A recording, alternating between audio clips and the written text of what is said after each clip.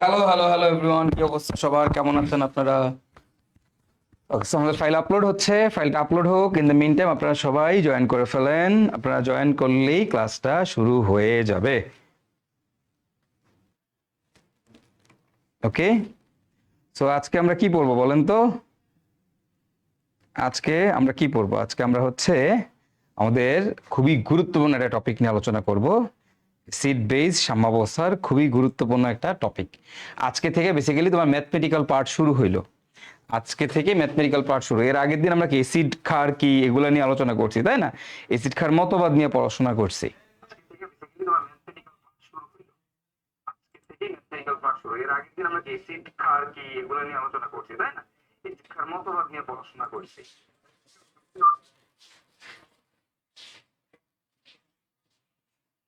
Just a minute দাঁড়াও।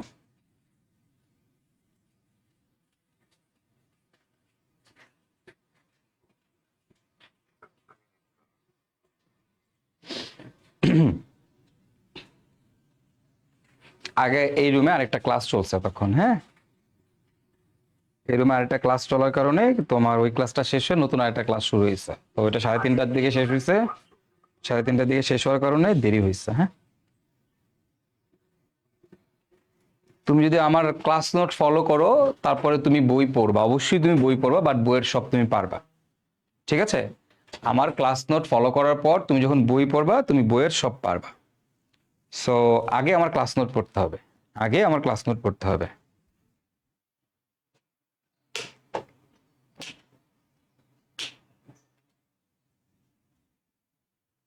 ওকে, চলো file upload হয় না কেন? ফাইল আপলোড হোক, ওইলেই শুরু করে দিচ্ছি ক্লাসটা। তাড়াতাড়ি তাড়াতাড়ি তাড়াতাড়ি তাড়াতাড়ি। ওকে, চলে আসছে। ইয়েস ইয়েস, দেখো এই আগে আমরা কিন্তু এসিড খার মতবাদ এগুলো পড়ে ফেলছি, তাই না? এগুলো কিন্তু সব আমাদের ডান। তারপর এসিডের শক্তিমাত্রা গত ক্লাসে পড়ছি, শক্তিমাত্রা ডান, লবণের প্রকৃতি এগুলো সব ডান। আজকে আমরা আমাদের খুবই গুরুত্বপূর্ণ একটা টপিক নিয়ে আলোচনা করব, খুবই গুরুত্বপূর্ণ একটা পোর্শন নিয়ে আমরা আলোচনা করব।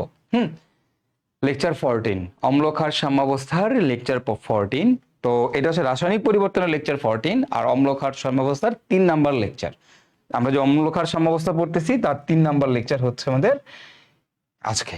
এবং আজকের ক্লাসে আমরা কি নিয়ে আলোচনা করব? তোমাদেরকে বলছিলাম আজকের ক্লাসে আমরা বিয়োজন ধ্রুবক নিয়ে আলোচনা করব। কি নিয়ে আলোচনা করবো গাইজ? বিয়োজন ধ্রুবক। বিয়োজন ধ্রুবক। এখন এই বিয়োজন ধ্রুবক জিনিসটা কি, এটা নিয়ে আমাদের আজকের ক্লাসের মেইন আলোচনা। বিয়োজন ধ্রুবক জিনিসটা কি? তো বিয়োজন ধ্রুবক মানে কি সেটা নিয়ে আমরা পড়বো। তোমাদেরকে বারবার বলছিলাম, যখনই পড়াইতে গেছিলাম তখনই বলছিলাম যে এসিডের বিয়োজন ধ্রুবক, ক্ষারের বিয়োজন ধ্রুবক বলছিলাম, ওগুলো সামনে আলোচনা করবো, রাইট? তো ওইটাই বিয়োজন ধ্রুবক। এখন বিয়োজন ধ্রুবক কথাটা মানে কি একটু শোনো। এই বিয়োজন ধ্রুবক জিনিসটা আসলে হচ্ছে কেসি। বিয়োজন ধ্রুবক জিনিসটা আসলে কি বলতো ভাইয়ারা? বিয়োজন ধ্রুবক জিনিসটা আসলে হচ্ছে আমাদের কেসি। বিয়োজন ধ্রুবক মানে কি বলতো? বিয়োজন ধ্রুবক মানে হচ্ছে আমাদের কেসি। কেসি, আচ্ছা, কেসি। কেসি কি বলতো? কেসি হচ্ছে আমাদের সাম্য ধ্রুবক, যেটা আমরা আমাদের আগের টপিকে পড়ে আসছি। আমরা আগে কি পড়ছি? আমাদের এই এই টপিকটা শুরু করার আগের টপিকটা কি ছিল? রাসায়নিক সাম্যাবস্থা। সেখানে আমরা কেপিকেসি সম্পর্কে পড়ছিলাম, রাইট? কেপিকেসি। তো কেপিকেসি মানে কি? সাম্য ধ্রুবক, তাই না? কেপিকেসি মানে কি? সাম্য ধ্রুবক। ঠিক একইভাবে এই বিয়োজন ধ্রুবক মানেও আসলে কেসি, এটাও আসলে একটা সাম্য ধ্রুবকই। এটাও তোমার একটা কি বলতো? এটাও তোমার একটা সাম্য ধ্রুবকই, একই জিনিস। বিয়োজন ধ্রুবক মানে কি? কেসি। এটা মানে কি? কেসি।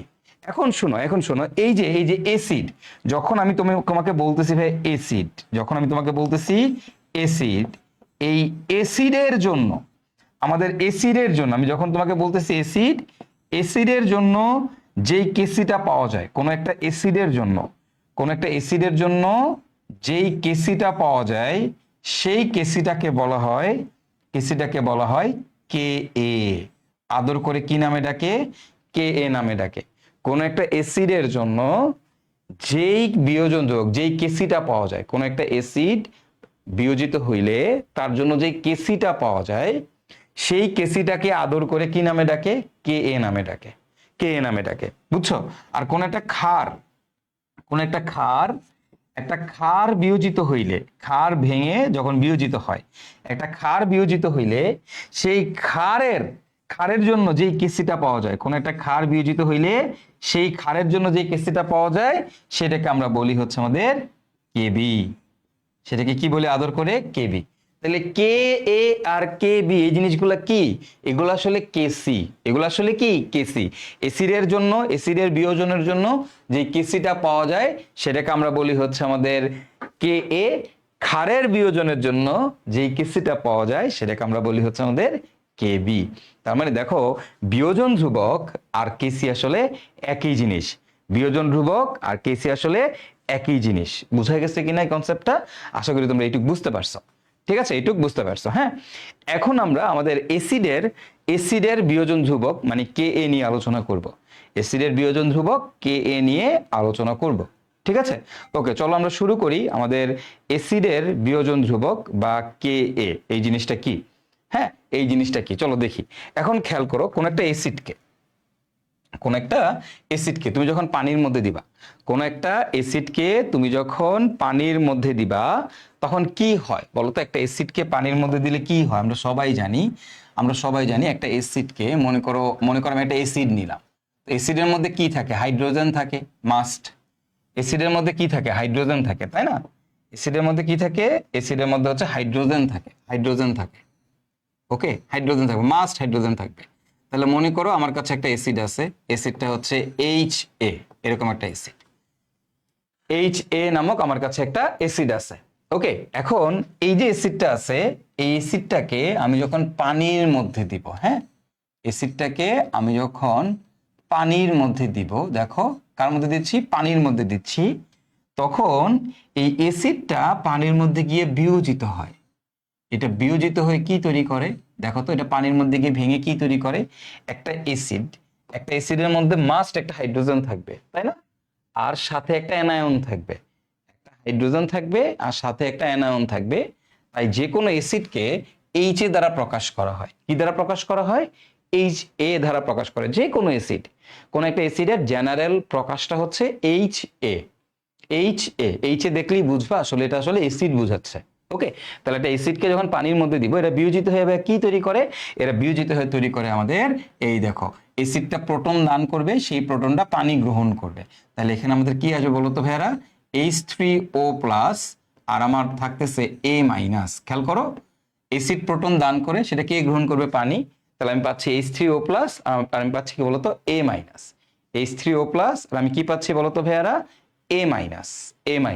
ওকে, এই জিনিসটাকে এই H3O+ কে H3O+ না লিখে আমি ছেলেটাকে এভাবেও লিখতে পারি, এটা পানির মধ্যে গিয়ে তৈরি করবে, মানে আয়নিত হয়ে যাবে, H+ আর A- আয়নে পরিণত হয়ে যাবে। দেখো আমি কিন্তু এটা এভাবে বলতেই পারি, তাই না? আমি কিন্তু এটা এভাবে বলতেই পারি, একটা অ্যাসিড পানির মধ্যে গেলে বিয়োজিত হয়ে H+ আর A-। হ্যাঁ, H+ আর A- এই দুইটা আয়নে বিভক্ত হয়ে যাবে। তো H3O+ যেই কথা, H+ একই কথা। ওকে, H3O+ যেই কথা, H+ও একই কথা, মনে রাখবে। H3O+ যেই কথা, H+ও কি একই কথা। তো এখন এই বিক্রিয়ার জন্য যদি তোমাকে বলা হয় ভাই এই বিক্রিয়ার জন্য কেসির ইকুয়েশনটা লেখো, এখন তোমাকে যদি বলি ভাই এই বিক্রিয়ার জন্য কেসির ইকুয়েশনটা লেখো, বলো তো এই বিক্রিয়ার জন্য আমাদের কেসির ইকুয়েশনটা কি আসবে? কেসি ইকুয়াল টু কি হবে এই বিক্রিয়ার জন্য? দেখো কি হবে, আমরা জানি আমাদের এই বিক্রিয়ার জন্য কেসি ইকুয়াল টু কি হবে? উপরে যাবে উৎপাদের ঘনমাত্রা, অর্থাৎ দেখো আমাদের H+ এর ঘনমাত্রা গুণন আমাদের A- এর ঘনমাত্রা, তাই না? উৎপাদের ঘনমাত্রা ডিভাইডেড বাই বিক্রিয়কের ঘনমাত্রা। তো বিক্রিয়ক কে বলতো? H এর ঘনমাত্রা, ওকে, ইনটু হচ্ছে পানির ঘনমাত্রা, ওকে, ইনটু হচ্ছে পানির ঘনমাত্রা। এখন এই যে পানি কি বলতো? পানি হচ্ছে আমাদের একটা লিকুইড। তো এই যে এখানে কি আছে? কেসি আছে। দেখো এই পাশে আমি আর গুণ করে দিই, এখানে কি আছে? আমাদের কেসি আছে। কেসির সাথে এই পানির ঘনমাত্রাটাকে তুমি গুণ করে দিবা। দেখো এই যে এই পানির ঘনমাত্রার কিন্তু কোনো চেঞ্জ হয় না। কেন পানির ঘনমাত্রা তেমন কোনো চেঞ্জ হয় না? বিকজ দেখো এইচ গিয়ে কি করছে? এইচ গিয়ে পানির মধ্যে গিয়ে আয়নিত হয়েছে। এইচ পানির মধ্যে গিয়ে আয়নিত হয়েছে, পানি কিন্তু ভাঙে নাই। পানি যা ছিল তাই আছে, পানি H2O আছে।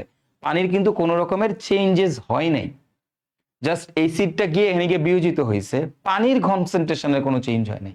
যেহেতু পানির কনসেন্ট্রেশনে কোনো চেঞ্জ হয় নাই, তাহলে পানি একটা কি, পানি একটা কনস্ট্যান্ট, H2 একটা কি কনস্ট্যান্ট, তাহলে পানির ঘনমাত্রা সবসময় কি থাকে, কনস্ট্যান্ট থাকে। তাহলে দেখো উপরে কি আছে, উপরে আছে আমাদের H+ এর ঘনমাত্রা ইনটু আছে আমাদের A- এর ঘনমাত্রা, নিচে থাকতেছে কি বলতো, নিচে থাকতেছে আমাদের এর ঘনমাত্রা, এর ঘনমাত্রা। ঠিক আছে, তাহলে এখন তুমি একটা জিনিস খেয়াল করে দেখো আমার ঘটনাটা কি ঘটলো।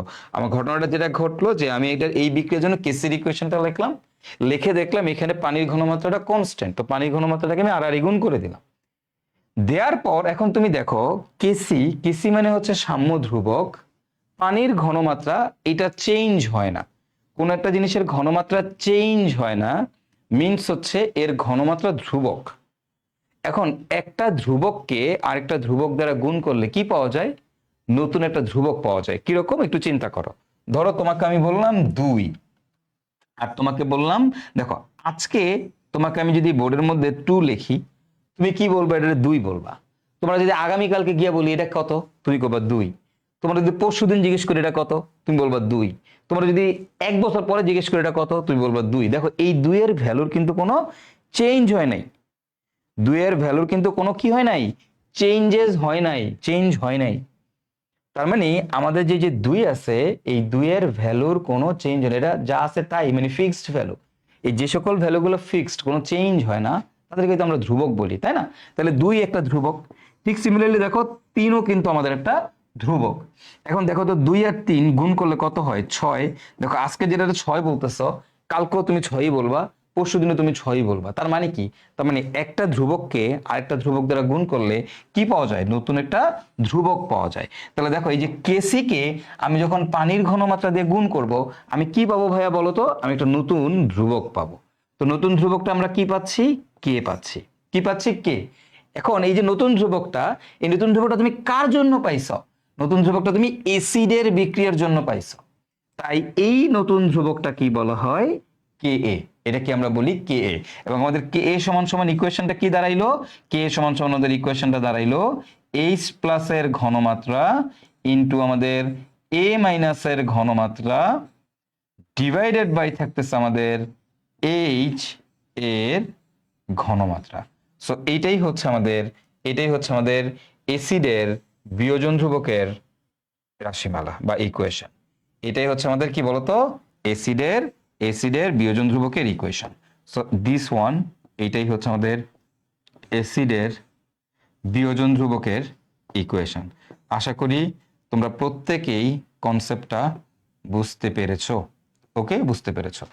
এখন তোমরা আমাকে একটা কথা বলবে, এই সমীকরণ থেকে, এই সমীকরণ থেকে এবার তুমি আমাকে বলবা, এই সমীকরণ থেকে তুমি আমাকে বলবা, এখান থেকে তুমি বলো যে ভাই আমরা একটা জিনিস জানি, আমরা একটা জিনিস জানি, মনে করো আমি তোমাকে বললাম সৈকত ভাই, ওকে, সৈকত ভাই ইকুয়াল টু আমি তোমারে বললাম, সাপোজ মনে করো তোমারে কি বললাম, মনে করো বন্দি পাঠশালা,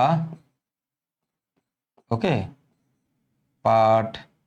পাঠশালা ডিভাইডেড বাই মনে করো কিছু একটা, মনে করো ফার্ম গেট, ওকে। এখন সৈকত ভাই ইকুয়াল টু বন্দি পাঠশালা ডিভাইডেড বাই ফার্ম গেট, ধরো ধরো কথার কথা ধরে নাও। এখন এই কথাটা মানে কি, এই যে আমি, এই যে সৈকত ভাই, এই সৈকত ভাইয়ের সাথে বন্দি পাঠশালার সমানুপাতিক সম্পর্ক, সৈকত ভাইয়ের সাথে ফার্ম গেটের ব্যস্তানুপাতিক সম্পর্ক, বন্দি পাঠশালার সাথে সৈকত ভাইয়ের সমানুপাতিক সম্পর্ক, বন্দি পাঠশালার সাথে ফার্ম গেট, সৈকত ভাইয়ের সাথে ফার্ম গেটের ব্যস্তানুপাতিক সম্পর্ক। বুঝতে পারছো, যখন সমীকরণের উপরে থাকে ওটা হলো সমানুপাতিক, সমীকরণের নিচে যখন কোনো কিছু থাকে সেটা হচ্ছে ব্যস্তানুপাতিক। ঠিক আছে, তাহলে এখন তুমি আমাকে এখান থেকে বলো যে ভাই, এখান থেকে এবার তোমরা আমাকে বলবা এই যে কে এ আছে, এই যে আমাদের কি আছে, কে এ আছে, এই কে এর সাথে H+ এর কি ধরনের সম্পর্ক, কে এর সাথে H+ এর সমানুপাতিক সম্পর্ক। দেখো খেয়াল করো, এই কে এর সাথে H+ এর কি ধরনের সম্পর্ক, সমানুপাতিক সম্পর্ক। তার মানে কি, তার মানে আমি কি বলতেই পারি না, আমার এই কে এর মান যত বেশি হবে, দেখো আমি বলতেই পারি এখান থেকে কে এর মান যত বেশি হবে, কে এর মান যত বেশি হবে H+ এর ঘনমাত্রা তত বেশি হবে। বলতেই পারি কিনা বলো, কে এর মান যত বেশি হবে H+ এর ঘনমাত্রা তত কি হবে, তত বেশি হবে। কে এর মান যত বেশি হবে H+ এর ঘনমাত্রা তত বেশি হবে, তাই না? এটা তো আমি বলতেই পারি। এখন দেখো একটা একটা অ্যাসিডের এখান থেকে আমি বলতেই পারি, দেখো যে কেপি কেসি, কোন একটা অ্যাসিডের জন্য তুমি কেসি বের করবা, কোন একটা অ্যাসিডের যে কেসিটা আসবে সেটাই আসলে হচ্ছে তার কে এ। এখন এই কে এর মান, এটা তো একটা প্র্যাকটিক্যাল ভ্যালু, কেপি কেসি হচ্ছে কোন একটা জিনিসের প্র্যাকটিক্যাল ভ্যালু। এখন আমি কি দেখতে পাচ্ছি, আমি দেখতে পাচ্ছি এই কে এর মানের সাথে এইচ প্লাসের সমানুপাতিক সম্পর্ক। তার মানে কোন একটা অ্যাসিডের যদি কে এর মান বেশি হয় তার মধ্যে এইচ প্লাস বেশি আসবে। এখন দেখো যেই অ্যাসিডটা বেশি বেশি এইচ প্লাস দিবে, যে অ্যাসিডটা বেশি বেশি এইচ প্লাস দিবে তার কি হবে বলতো, সেই অ্যাসিডের কি হবে, শক্তিমাত্রাও বেশি হবে। যে অ্যাসিডটা বেশি বেশি এইচ প্লাস দিবে তার কি হবে, শক্তিমাত্রাটাও কি হবে, শক্তিমাত্রাটাও বেশি হবে। যে অ্যাসিডটা বেশি বেশি এইচ প্লাস দিবে সেই অ্যাসিডটা কি হবে, শক্তিমাত্রাটাও কি হবে, বেশি হবে, শক্তিমাত্রাটাও বেশি হবে। বুঝা গেছে কিনা, বুঝতে পারছো কিনা? ওকে, তো এই হচ্ছে আমাদের কাহিনী। হ্যাঁ, এই হচ্ছে আমাদের কাহিনী। তাহলে মনে রাখবা যে যেই অ্যাসিডের কে এর মান বেশি ওই অ্যাসিডটা বেশি শক্তিশালী, যেই অ্যাসিডের কে এর মান কম ওই অ্যাসিডটা কম শক্তিশালী। তাহলে কে এর মান বেশি হলে বেশি বেশি এইচ প্লাস দিবে, আর বেশি বেশি এইচ প্লাস দেওয়া মানে এটা শক্তিমাত্রাও কি বেশি হবে। ওকে, চলো এবার আমি তোমাদেরকে এখন যদি বলি যে আমি তোমাকে একটা অ্যাসিড দিলাম, সাপোজ তোমাকে আমি এরকম একটা অ্যাসিড দিলাম। ওকে, আমি তোমাকে এই রকম একটা অ্যাসিড দিলাম, সাপোজ ধরে নাও তুমি এই যে নাও। হ্যাঁ, এখন আসো, ধরো তোমাকে আমি এই অ্যাসিডটা দিলাম, যে আমাদের আমাদের একটা বিখ্যাত অ্যাসিড CH3COOH। দেখো এটা আমাদের একটা দুর্বল অ্যাসিড, CH3COOH, এটা কিন্তু আমাদের একটা কি অ্যাসিড, দুর্বল অ্যাসিড। এখন এই CH3COOH কে তুমি যখন পানির মধ্যে দিচ্ছ তখন এরা ভেঙে কি তৈরি করবে বলো, এরা বিয়োজিত হয়ে কি তৈরি করবে, এরা বিয়োজিত হয়ে তৈরি করবে CH3COO মাইনাস, আর তৈরি করবে কি বলতো ভাইয়ারা, তৈরি করবে হচ্ছে H+, তাই না, এটা তৈরি করবে। এখন তোমাকে যদি বলা হয় ভাইয়া তুমি এইটার জন্য কে এর ইকুয়েশনটা লিখো, তুমি এর জন্য কি করবা, কে এর ইকুয়েশনটা লিখবা, মানে বিয়োজন ধ্রুবকের ইকুয়েশনটা লিখবা। তাহলে ভাই দেখো তো এইটার জন্য তোমার কে এর ইকুয়েশনটা কি আসতেছে, একটু চিন্তা করো, একটু চিন্তা করো। দেখো কে এর ইকুয়েশন যখন কে লিখতেছি, যখন কে লিখতেছি তখন উপরে কি যাচ্ছে, উৎপাদগুলোর ঘনমাত্রার গুণফল যাচ্ছে, নিচে কি যাচ্ছে, নিচে শুধু অ্যাসিডটা যাচ্ছে, নিচে শুধু কে যাচ্ছে, নিচে শুধু অ্যাসিডটা যাচ্ছে, পানি কি যাচ্ছে না, পানি যাচ্ছে না। তো তুমি কিন্তু এবার কেসি লিখবা না, যদি তোমাকে বলে এই বিক্রিয়ার জন্য কেসি লেখো তখন কিন্তু উৎপাদ বাই বিক্রিয়ক সবগুলোই আসবে।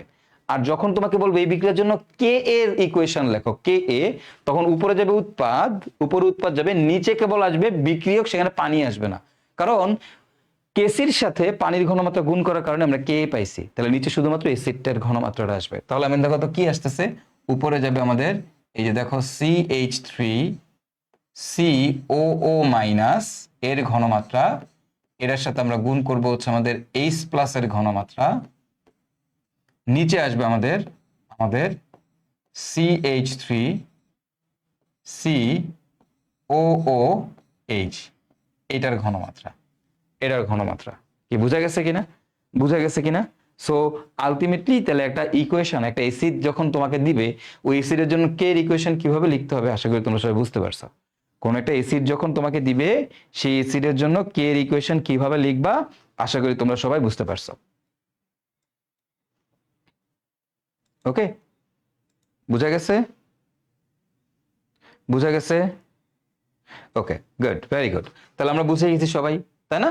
তো এই হচ্ছে আমাদের কাহিনী, আই হোপ আপনারা সবাই বুঝতে পারছেন। হ্যাঁ, ওকে, চলেন তাহলে এবার এইটুক যদি আমরা বুঝি তাহলে এবার এখান থেকে আসো, এবার এখান থেকে আসো যে আমি যদি তোমাকে এরকম আরেকটা দুর্বল অ্যাসিড দিই, আরেকটা দুর্বল অ্যাসিড দেই, সাপোজ তোমাকে আমি দিলাম হচ্ছে লাইক কি দিলাম, H2CO3।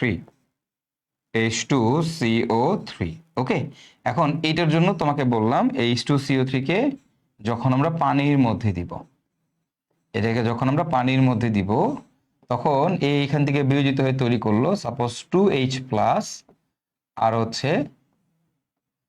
হচ্ছে CO3 মাইনাস, CO3 2-। ওকে, এটা তৈরি করলো, এই অ্যাসিডটা বিয়োজিত এটা তৈরি করলো। এখন তোমাদের কাছে আমার কোশ্চেন হচ্ছে তোমরা এখান থেকে এটার কে এর ইকুয়েশনটা কি হবে লিখে দাও, এটার কে এর ইকুয়েশনটা কি হবে। এই অ্যাসিডটার জন্য এখন যদি তোমাকে বলে এটার কে এর সমীকরণ লেখো, তাহলে কে এর সমীকরণটা কি হবে, উপরে কি যাবে, উপরে যাবে আমার উৎপাদের ঘনমাত্রা, তাহলে উৎপাদকে H+, এর ঘনমাত্রা, H প্লাসের ঘনমাত্রা, সামনে 2 আছে, তাহলে 2 কি হবে, স্কয়ার হয়ে যাবে। আমরা কেপিকেসির অধ্যায়টা পড়ছি, মানে সাম্য ধ্রুবক কিভাবে বের করে এগুলো কিন্তু আমরা পড়ে আসছি। তাহলে সামনে সহগ থাকলে সেটা পাওয়ার হয়ে যাবে, প্লাস আছে এটা আমাদের গুণ হয়ে যাবে, ইনটু হচ্ছে আমাদের ভাই কার্বনেটের ঘনমাত্রা, ওই যে নিচে আসবে আমাদের কি অ্যাসিডের ঘনমাত্রা। পানিটা কিন্তু লিখবো না, বিকজ আমি এখানে কে লিখছি। তো আমার এখানে কি আসবে, আমার এখানে আসবে হচ্ছে H2CO3, এই কার্বনিক অ্যাসিডের ঘনমাত্রা। আশা করি সবাই বুঝতে পারছো যে আমি কিভাবে একটা অ্যাসিডের জন্য তার বিয়োজন ধ্রুবকের ইকুয়েশনটা লিখবো, কোন একটা অ্যাসিডের জন্য কিভাবে তার বিয়োজন ধ্রুবকের ইকুয়েশনটা লিখবো। ঠিক আছে, এবার ঠিক সিমিলার কাজটা আমরা এখন করব আমাদের ক্ষারের জন্য। কার জন্য করবো, ক্ষারের জন্য। তো অ্যাসিডকে যখন খেয়াল করে, অ্যাসিডকে যেমন আমরা কি দ্বারা প্রকাশ করি, অ্যাসিডকে যেমন আমরা HA দ্বারা প্রকাশ করি, কারণ অ্যাসিডের মধ্যে হাইড্রোজেন থাকে। বলতো ক্ষারের মধ্যে কি থাকে, OH থাকে। তাই ক্ষারকে কি দ্বারা প্রকাশ করে জানো, ক্ষারকে প্রকাশ করে BOH দ্বারা। ক্ষারকে প্রকাশ করে কি দ্বারা, BOH দ্বারা। বুঝতে পারছো, ক্ষারকে প্রকাশ করে BOH দ্বারা। মানে এই ক্ষারের মধ্যে ক্ষারকে যদি তুমি পানির মধ্যে দাও, ক্ষারকে তুমি যদি পানির মধ্যে দাও, তাহলে এই ক্ষারটা বিয়োজিত হয়ে কি তৈরি করবে, ক্ষারটা পানির মধ্যে গিয়ে কি তৈরি করবে, B প্লাস, আর কি তৈরি করবে পানির মধ্যে গিয়ে ভাইঙা, OH মাইনাস। তাই না, ক্ষার আর কি তৈরি করবে, ক্ষার কি এর থেকে বেশি কিছু তৈরি করতে পারে? ক্ষার পানির মধ্যে গিয়ে ভেঙে কি তৈরি করতে পারে, B প্লাস আর OH মাইনাস, এর বাইরে শুধু কিছু তৈরি করতে পারে না। তাই না, ভাঙবে, আয়নিত হয়ে যাবে, এটা পানির মধ্যে গিয়ে আয়নিত হয়ে যাবে, B প্লাস আর OH মাইনাস। এখন তুমি বলো এই বিক্রিয়ার জন্য আমি যদি কেসির ইকুয়েশন লিখি, তাহলে কেসি ইকুয়াল টু কি আসবে ভাই, সিম্পল, আমাদের B প্লাসের ঘনমাত্রা ইন্টু OH মাইনাসের ঘনমাত্রা। তাই না, B প্লাসের ঘনমাত্রা ইন্টু কি OH মাইনাসের ঘনমাত্রা। নিচে কি আসবে, নিচে আসবে আমাদের BOH এর ঘনমাত্রা, তাই না, ইন্টু হচ্ছে আমাদের পানির ঘনমাত্রা। এটা হচ্ছে কেসির ইকুয়েশন, কেসি। এখন তোমাকে যদি বলা হয়, তাহলে দেখো পানির ঘনমাত্রা তো আমরা জানি ফিক্সড কনস্ট্যান্ট, তাহলে এটা তো এখানে চলে আসবে। তাহলে কি আসবে, কেসি ইন্টু এই যে কনসেন্ট্রেশন অফ ওয়াটার, পানির কনসেন্ট্রেশন, ইকুয়াল টু কি হবে বলো তো ভাইরা, ইকুয়াল টু এখানে যাবে আমাদের B প্লাসের ঘনমাত্রা ইন্টু OH মাইনাসের ঘনমাত্রা ডিভাইডেড বাই যাবে আমাদের BOH এর ঘনমাত্রা। ওকে, সো তাহলে এবার তুমি দেখো, কেসি একটা ধ্রুবক, পানির ঘনমাত্রাটা ধ্রুবক, এই দুটো ঘনমাত্রা দুইটাই ধ্রুবক, এদেরকে আমরা গুণ করলে কি পাবো ভাইয়া বলতো, নতুন একটা ধ্রুবক পাবো। এই দুটো জিনিসকে গুণ করলে আমরা কি পাবো, নতুন একটা ধ্রুবক পাবো। আমাদের সেই নতুন ধ্রুবকটাকে আমরা কি বলি বলো, নতুন ধ্রুবকের মান কত হবে, এই B প্লাসের ঘনমাত্রা ইন্টু OH মাইনাসের ঘনমাত্রা ডিভাইডেড বাই BOH এর ঘনমাত্রা। তাই না, এই যে নতুন ধ্রুবক কেসি আর পানি, তো কেসির সাথে একটা নতুন ধ্রুবক গুণ করি, তাহলে কি একটা নতুন ধ্রুবক পাবো। তো দুইটা ধ্রুবক গুণ করলে কি নতুন ধ্রুবক পাওয়া যায়। এই যে নতুন ধ্রুবকটা আমরা পাচ্ছি, এটা কার জন্য, এটা ক্ষারের জন্য না, তাই এটাকে আমরা বলি হচ্ছে আমাদের কেবি। এটাকে আমরা কি বলি, কেবি। এটা হচ্ছে ক্ষারের বিয়োজন ধ্রুবক, এটা হচ্ছে আমাদের ক্ষারের বিয়োজন ধ্রুবক। তাহলে এসিডের বিয়োজন ধ্রুবক যা, আসলে ক্ষারের বিয়োজন ধ্রুবক ক্ষারের ক্ষেত্রে খালি ক্ষারের বিয়োজন ধ্রুবক। এখন তুমি দেখো কেবির মানের সাথে হাইড্রোক্সিল আয়নের ঘনমাত্রার কি ধরনের সম্পর্ক, দেখো তো ভাইয়া, কেবির মানের সাথে হাইড্রোক্সিল আয়নের ঘনমাত্রা কি ধরনের সম্পর্ক, কেবির মানের সাথে হাইড্রোক্সিল আয়নের ঘনমাত্রার সমানুপাতিক সম্পর্ক। তার মানে আমি বলতেই পারি এই কেবি এর মান যত বেশি হবে, কেবির মান যত বেশি হবে, হাইড্রোক্সিল আয়নের ঘনমাত্রাও তত বেশি হবে। কেবির মান যত বেশি হবে, হাইড্রোক্সিল আয়নের ঘনমাত্রাও তত বেশি হবে। ওকে, কেবির মান যত বেশি হবে, হাইড্রোক্সিল আয়নের ঘনমাত্রাও তত বেশি হবে। হাইড্রোক্সিলের ঘনমাত্রা যত বেশি হবে, শক্তিমাত্রা, ওই ক্ষারের শক্তিমাত্রাও তত কি হবে, বেশি হবে। যেই ক্ষার বেশি বেশি হাইড্রোক্সিল তৈরি করতে পারবে, ওই ক্ষারটা বেশি শক্তিশালী ক্ষার হবে। তাহলে এখন তুমি দেখো যে ক্ষারের শক্তিমাত্রা কি দিয়ে বের করা হয়, ক্ষারের শক্তিমাত্রা বের করা হয় কেবি দিয়ে। এসিডের শক্তিমাত্রা কি দিয়ে বের করা হয়, এসিডের শক্তিমাত্রা বের করা হয় কে দিয়ে। তার মানে যেই এসিডের কে এর মান বেশি, ওই এসিড বেশি শক্তিশালী। আর ক্ষারের ক্ষেত্রে যেই ক্ষারের কেবির মান বেশি, ওই ক্ষারটা বেশি শক্তিশালী। তাহলে এসিডের ক্ষেত্রে যা, ক্ষারের ক্ষেত্রে কি তার উল্টা। বুঝে গেছে, ওকে চলো। এখন তোমাকে যদি বলা হয় এরকম যে লাইকওয়াইজ তোমাকে আমি দিলাম এরকম, সে তোমাকে দিলাম যে আমার কাছে অ্যামোনিয়াম হাইড্রোক্সাইড আছে, ওকে। এখন অ্যামোনিয়াম হাইড্রোক্সাইড যেই কথা, অ্যামোনিয়াও একই কথা, এটা মনে রাখবা, অ্যামোনিয়াম হাইড্রোক্সাইড যেই কথা, অ্যামোনিয়া একই কথা। তুমি যদি অ্যামোনিয়াম হাইড্রোক্সাইডকে পানির মধ্যে দাও, দেখো এটা একটা ক্ষার, এটা পানির মধ্যে গিয়ে বিয়োজিত হয়ে কি তৈরি করবে? দেখো কানার ভাই অন্ধও জানে, বা এটা কি তৈরি করবে? অ্যামোনিয়াম আয়ন তৈরি করবে, আর তোমার হচ্ছে হাইড্রোক্সিল আয়ন তৈরি করবে, রাইট? আমার মনে হয় না কারো কোনো ডাউট আছে। ওকে, কারো কোনো ডাউট আছে এটা বুঝতে, কারো কোনো সমস্যা নাই? তো দেখো তাহলে অ্যামোনিয়াম হাইড্রোক্সাইডকে যখন আমরা পানির মধ্যে দিচ্ছি, এটা আয়নিত হয়ে কি তৈরি করে? অ্যামোনিয়াম আয়ন প্লাস হচ্ছে হাইড্রোক্সিল আয়ন। এখন তুমি চিন্তা করো, এবার এখান থেকে একটু বোঝার চেষ্টা করো, আসো। তো অ্যামোনিয়ামের ঘনমাত্রা অ্যামোনিয়াম, তো এখন এইটার জন্য যদি তোমাকে বলা হয় যে এইটার জন্য, এবার এটা কি অ্যাসিড না ক্ষার? এটা আমাদের একটা ক্ষার, এটা আমাদের একটা কি ক্ষার, যেহেতু এটা আমাদের একটা ক্ষার, তাহলে ক্ষারের জন্য কি আসবে? কেবি। তাহলে এটার জন্য কেবির ইকুয়েশনটা কি হবে বলো? এটার জন্য আমাদের কেবির ইকুয়েশনটা কি হবে? এটার জন্য কেবির ইকুয়েশনটা কি হবে? এটার জন্য কেবির ইকুয়েশনটা হবে, দেখো খেয়াল করো, অ্যামোনিয়াম আয়নের ঘনমাত্রা গুণন হাইড্রোক্সিল আয়নের ঘনমাত্রা ডিভাইডেড বাই অ্যামোনিয়াম হাইড্রোক্সাইডের ঘনমাত্রা, ডিভাইডেড বাই অ্যামোনিয়াম হাইড্রোক্সাইডের ঘনমাত্রা। তাহলে কেবির ইকুয়েশনটা কি আসতেছে? কেবির ইকুয়েশনটা কি আসতেছে বলো তো? অ্যামোনিয়াম আয়নের ঘনমাত্রা গুণন হাইড্রোক্সিল আয়নের ঘনমাত্রা ডিভাইডেড বাই অ্যামোনিয়াম হাইড্রোক্সাইডের ঘনমাত্রা। আমরা কি পানিকে লিখবো? না ভাই, পানিকে লিখবো না, কারণ পানির কনসেন্ট্রেশনটা কেসির সাথে গুণ করেই আমরা কি পাচ্ছি? কেবি পাচ্ছি, তাই না? দুটো ধ্রুবক গুণ করলেই তো আমরা কেবি পাচ্ছি, এই তো ক্ষারের বিয়োজন ধ্রুবক।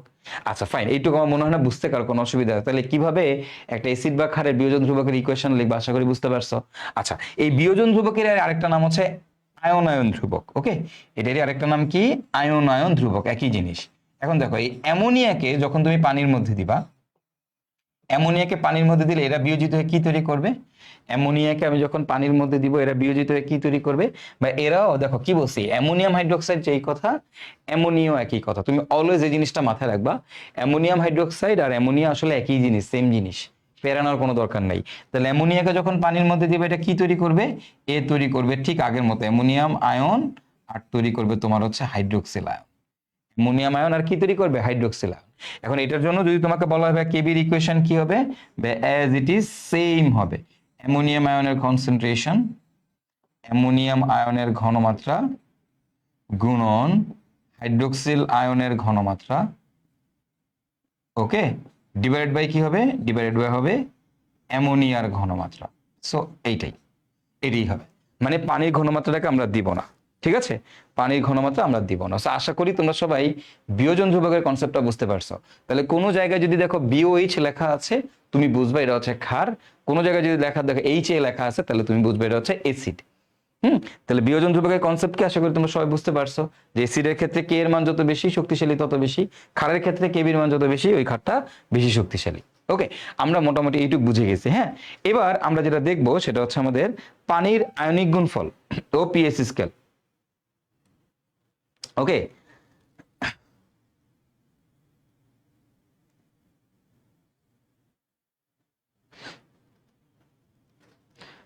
ওকে চলো। তো তো এখন একটু খেয়াল করো, এবার একটু খেয়াল করো যেটা বললাম, যে পানির আয়নিক গুণফল ও পিএইচ স্কেল, পানির আয়নিক গুণফল ও ও পিএইচ স্কেল, ঠিক আছে? এখন একটু খেয়াল করো, তো পানির আয়নিক গুণফল ও পিএইচ স্কেল জিনিসটা কি? তো পানির আয়নিক গুণফলের কনসেপ্ট, অ্যাসিডের বিয়োজন ধ্রুবক দেখলাম আমরা, তাই না? অ্যাসিডের বিয়োজন ধ্রুবক দেখলাম, তারপর আমরা কি বলতো ক্ষারের বিয়োজন ধ্রুবকও দেখলাম, অ্যাসিডের বিয়োজন ধ্রুবকও দেখলাম, তারপর আমরা আমাদের ক্ষারের বিয়োজন ধ্রুবকও দেখলাম, তাই না? এবার আমরা দেখবো হচ্ছে পানির বিয়োজন ধ্রুবক, পানির বিয়োজন ধ্রুবক, পানির বিয়োজন ধ্রুবক। ওকে, তো দেখো এই যে পানির বিয়োজন ধ্রুবক, পানির বিয়োজন ধ্রুবক জিনিসটা কি, এটাই হচ্ছে আমাদের এখন মেইন কনসার্ন। তোমরা একটা জিনিস খেয়াল করো, আমাকে একটা কথা বলো, পানি একটি কি পদার্থ বলো তো? পানি একটি উভধর্মী পদার্থ, আমরা জানি না?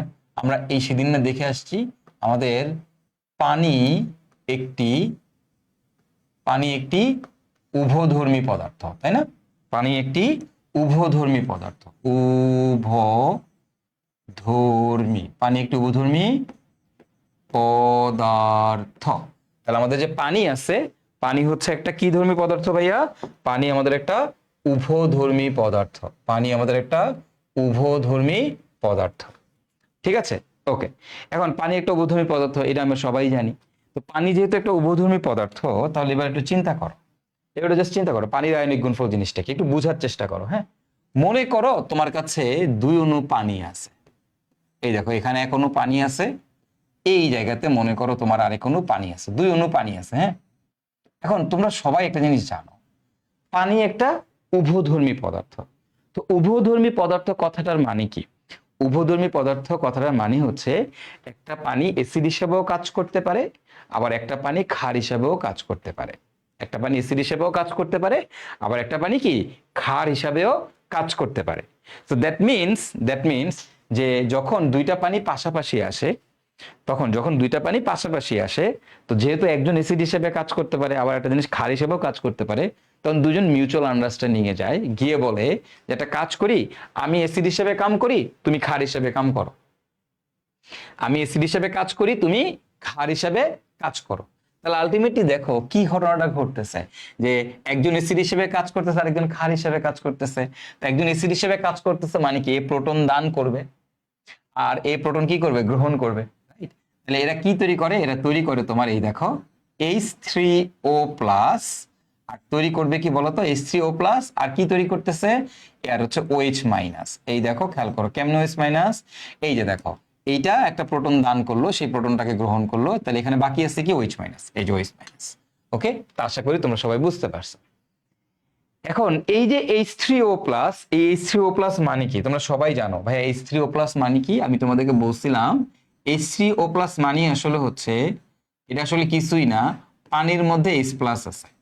H3O+ মানে কি বলতো, পানির মধ্যে H+ আছে। H3O+ মানে কি, পানির মধ্যে H+ আছে। তাহলে এখন দেখো আলটিমেটলি তুমি খেয়াল করো, তাহলে দেখো এই সমীকরণের বাম পাশে একটা পানি আছে, ডান পাশে একটা কিন্তু পানি আছে, কাটাকাটি করে দিতে পারি। কাটাকাটি যদি করে দেই, তাহলে আলটিমেটলি দেখো আসলে ঘটনাটা কি ঘটতেছে, হুদাই ঘটনাটা আসলে এই ঘটনাটা ঘটতেছে যে পানি সাধারণত কি আকারে থাকে, পানি সাধারণত বিয়োজিত হয়ে H+ আর OH- আকারে থাকে। পানি সাধারণত বিয়োজিত হয়ে কি করে, H+ আর OH- এই আকারে থাকে। পানি বিয়োজিত হয়ে কি করে, H+ আর OH- এই আকারে থাকে। ওকে,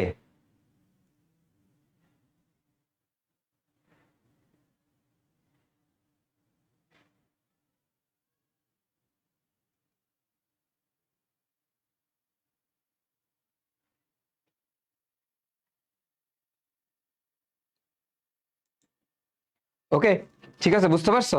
ওকে, চলো তাহলে কি হচ্ছে H+ আর OH-, তাহলে পানি বিয়োজিত হয়ে কি তৈরি করবে, পানি বিয়োজিত হয়ে তৈরি করবে H+ আর তৈরি করবে হচ্ছে তোমার OH-।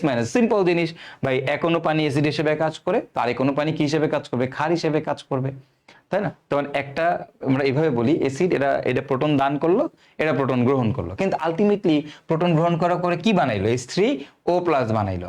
এখন দেখো এই যে H3O+ বানাইলো, এই যে H3O+ তুমি বানাইলা, H3O+ মানে কি, পানির ঘনমাত্রা, আর হচ্ছে তোমার কি বলতো, পানির ঘনমাত্রা আর কার ঘনমাত্রা, পানির ঘনমাত্রা, আর হচ্ছে H+, মানে পানির মধ্যে H+ আছে। H3O+ মানে পানির মধ্যে H+ আছে। তাহলে এই পানি আলটিমেটলি কাটাকাটি যায়। তো হুদাই জিনিসটা আসলে কিছুই না, জিনিসটা আসলে হচ্ছে যে একটা পানি তোমার বিয়োজিত হয়ে কি তৈরি করে, একটা পানি বিয়োজিত হয়ে তৈরি করে H+, আর বিয়োজিত হয়ে তৈরি করে OH-। যে কোনো পানি, আসলে পানিকে ভেঙে আমরা এভাবে লিখি H+ আর OH-। তো এইটাই আসলে এই দুইটা লাইনের সামারি হচ্ছে এটা, আমরা এইটা নিয়েই কাজ করি। তাহলে পানি বিয়োজিত হয়ে কি তৈরি করতেছে, H+ আর OH- তৈরি করতেছে। পানি বিয়োজিত হয়ে কি তৈরি করতেছে, H+ আর OH- তৈরি করতেছে। এখন এই যে পানি বিয়োজিত হয়ে H+ আর OH- তৈরি করতেছে, তোমাকে যদি বলা হয় এই বিক্রিয়ার জন্য কেসির ইকুয়েশন লেখো, তাহলে এই বিক্রিয়ার জন্য তোমার কেসির ইকুয়েশনটা কি আসবে, খেয়াল করো তো ভাই, কেসির ইকুয়েশনটা কি আসবে, কেসির ইকুয়েশনটা আসবে দেখো, আমাদের H+ এর কনসেন্ট্রেশন ইনটু আমাদের OH- এর কনসেন্ট্রেশন, সকল আয়ন, ডিভাইড বাই নিচে আসবে H2O এর কনসেন্ট্রেশন। এখন আমরা কি জানি, আমরা জানি পানির কনসেন্ট্রেশনের আসলে তেমন খুব একটা চেঞ্জ হয় না। হ্যাঁ দেখো এগুলো বিয়োজিত, এগুলো উৎপন্ন করতেছে, বাট পানির আদি কনসেন্ট্রেশনের তুলনায় এই কনসেন্ট্রেশনে খুব একটা চেঞ্জ হয় না, মানে প্রায় কনস্ট্যান্ট থাকে, ধ্রুবক থাকে। তাহলে এই পানিটাকে আমি যদি আড়াআড়ি গুণ করে দেই, তাহলে দেখো তো কি আসতেছে, কেসি ইন্টু পানির কনসেন্ট্রেশন। আমরা জানি যে পানির কনসেন্ট্রেশনের তেমন কোনো কি হয় না, চেঞ্জ হয় না। তো তুমি যদি করে দাও তাহলে তোমার কি থাকতেছে দেখো তো, এখানে থাকতেছে এইচ প্লাস এর কনসেন্ট্রেশন ইনটু থাকতেছে তোমার এখানে ওএইচ মাইনাস এর কনসেন্ট্রেশন, তাই না? আমি তোমাদের দেখাবো কেন একটু পরে পানিটাকে আমরা আসলে ধ্রুবক ধরতেছি, কেন পানিটাকে আমরা ধ্রুবক ধরতেছি এটা একটু পরে বুঝাবো, সমস্যা নেই। এখন কেসি ইনটু পানির ঘনমাত্রা ইকুয়াল টু হচ্ছে এই দেখো এইচ প্লাস এর কনসেন্ট্রেশন আর ওএইচ মাইনাস এর কনসেন্ট্রেশন। এখন এই কেসির সাথে আমি যদি পানির ঘনমাত্রা গুণ করি আমি কি পাবো, নতুন একটা ধ্রুবক পাবো, এটাও একটা ধ্রুবক এটাও একটা ধ্রুবক, তাহলে আমি কি পাচ্ছি, আমি নতুন একটা ধ্রুবক পাচ্ছি। এখন এই যে তুমি নতুন ধ্রুবকটা পাচ্ছ, এই যে তুমি নতুন ধ্রুবকটা পাচ্ছ, এটা কার জন্য পাচ্ছ? এটা কি অ্যাসিডের জন্য পাচ্ছ, এটা কি ক্ষারের জন্য পাচ্ছ, নাকি এটা তুমি পানির জন্য পাচ্ছ? এটা তুমি কার জন্য পাচ্ছ বলো? এই যে আমি নতুন ধ্রুবকটা পাইলাম এটা আমি কার জন্য পাইলাম, অ্যাসিডের জন্য, ক্ষারের জন্য, কার জন্য? ভাই এই ধ্রুবকটা পাইছি আমি পানির জন্য, যেহেতু পানির জন্য পাইছি তাই এটাকে বলা হয় কে অফ ওয়াটার, কে ডাব্লিউ। এবং এই কে ডাব্লিউ সমান সমান কত, এই কে ডাব্লিউ সমান সমান হচ্ছে এইচ প্লাস এর ঘনমাত্রা ইন্টু ওএইচ মাইনাস এর ঘনমাত্রা। এই কে ডাব্লিউ সমান সমানই হচ্ছে আমাদের এইচ প্লাস এর ঘনমাত্রা এবং ওএইচ মাইনাস এর ঘনমাত্রা। এবং এই জিনিসটা কি বলা হয়, এই কে ডাব্লিউ কি বলা হয়, পানির বিয়োজন ধ্রুবক বা পানির আয়নিক গুণফল। এটা কি কি বলা হয়, এটা কি বলা হয়, পানির বিয়োজন ধ্রুবক বা পানির আয়নিক গুণফল। এটা কি আমরা বলি পানির বিয়োজন ধ্রুবক বা পানির আয়নিক গুণফল।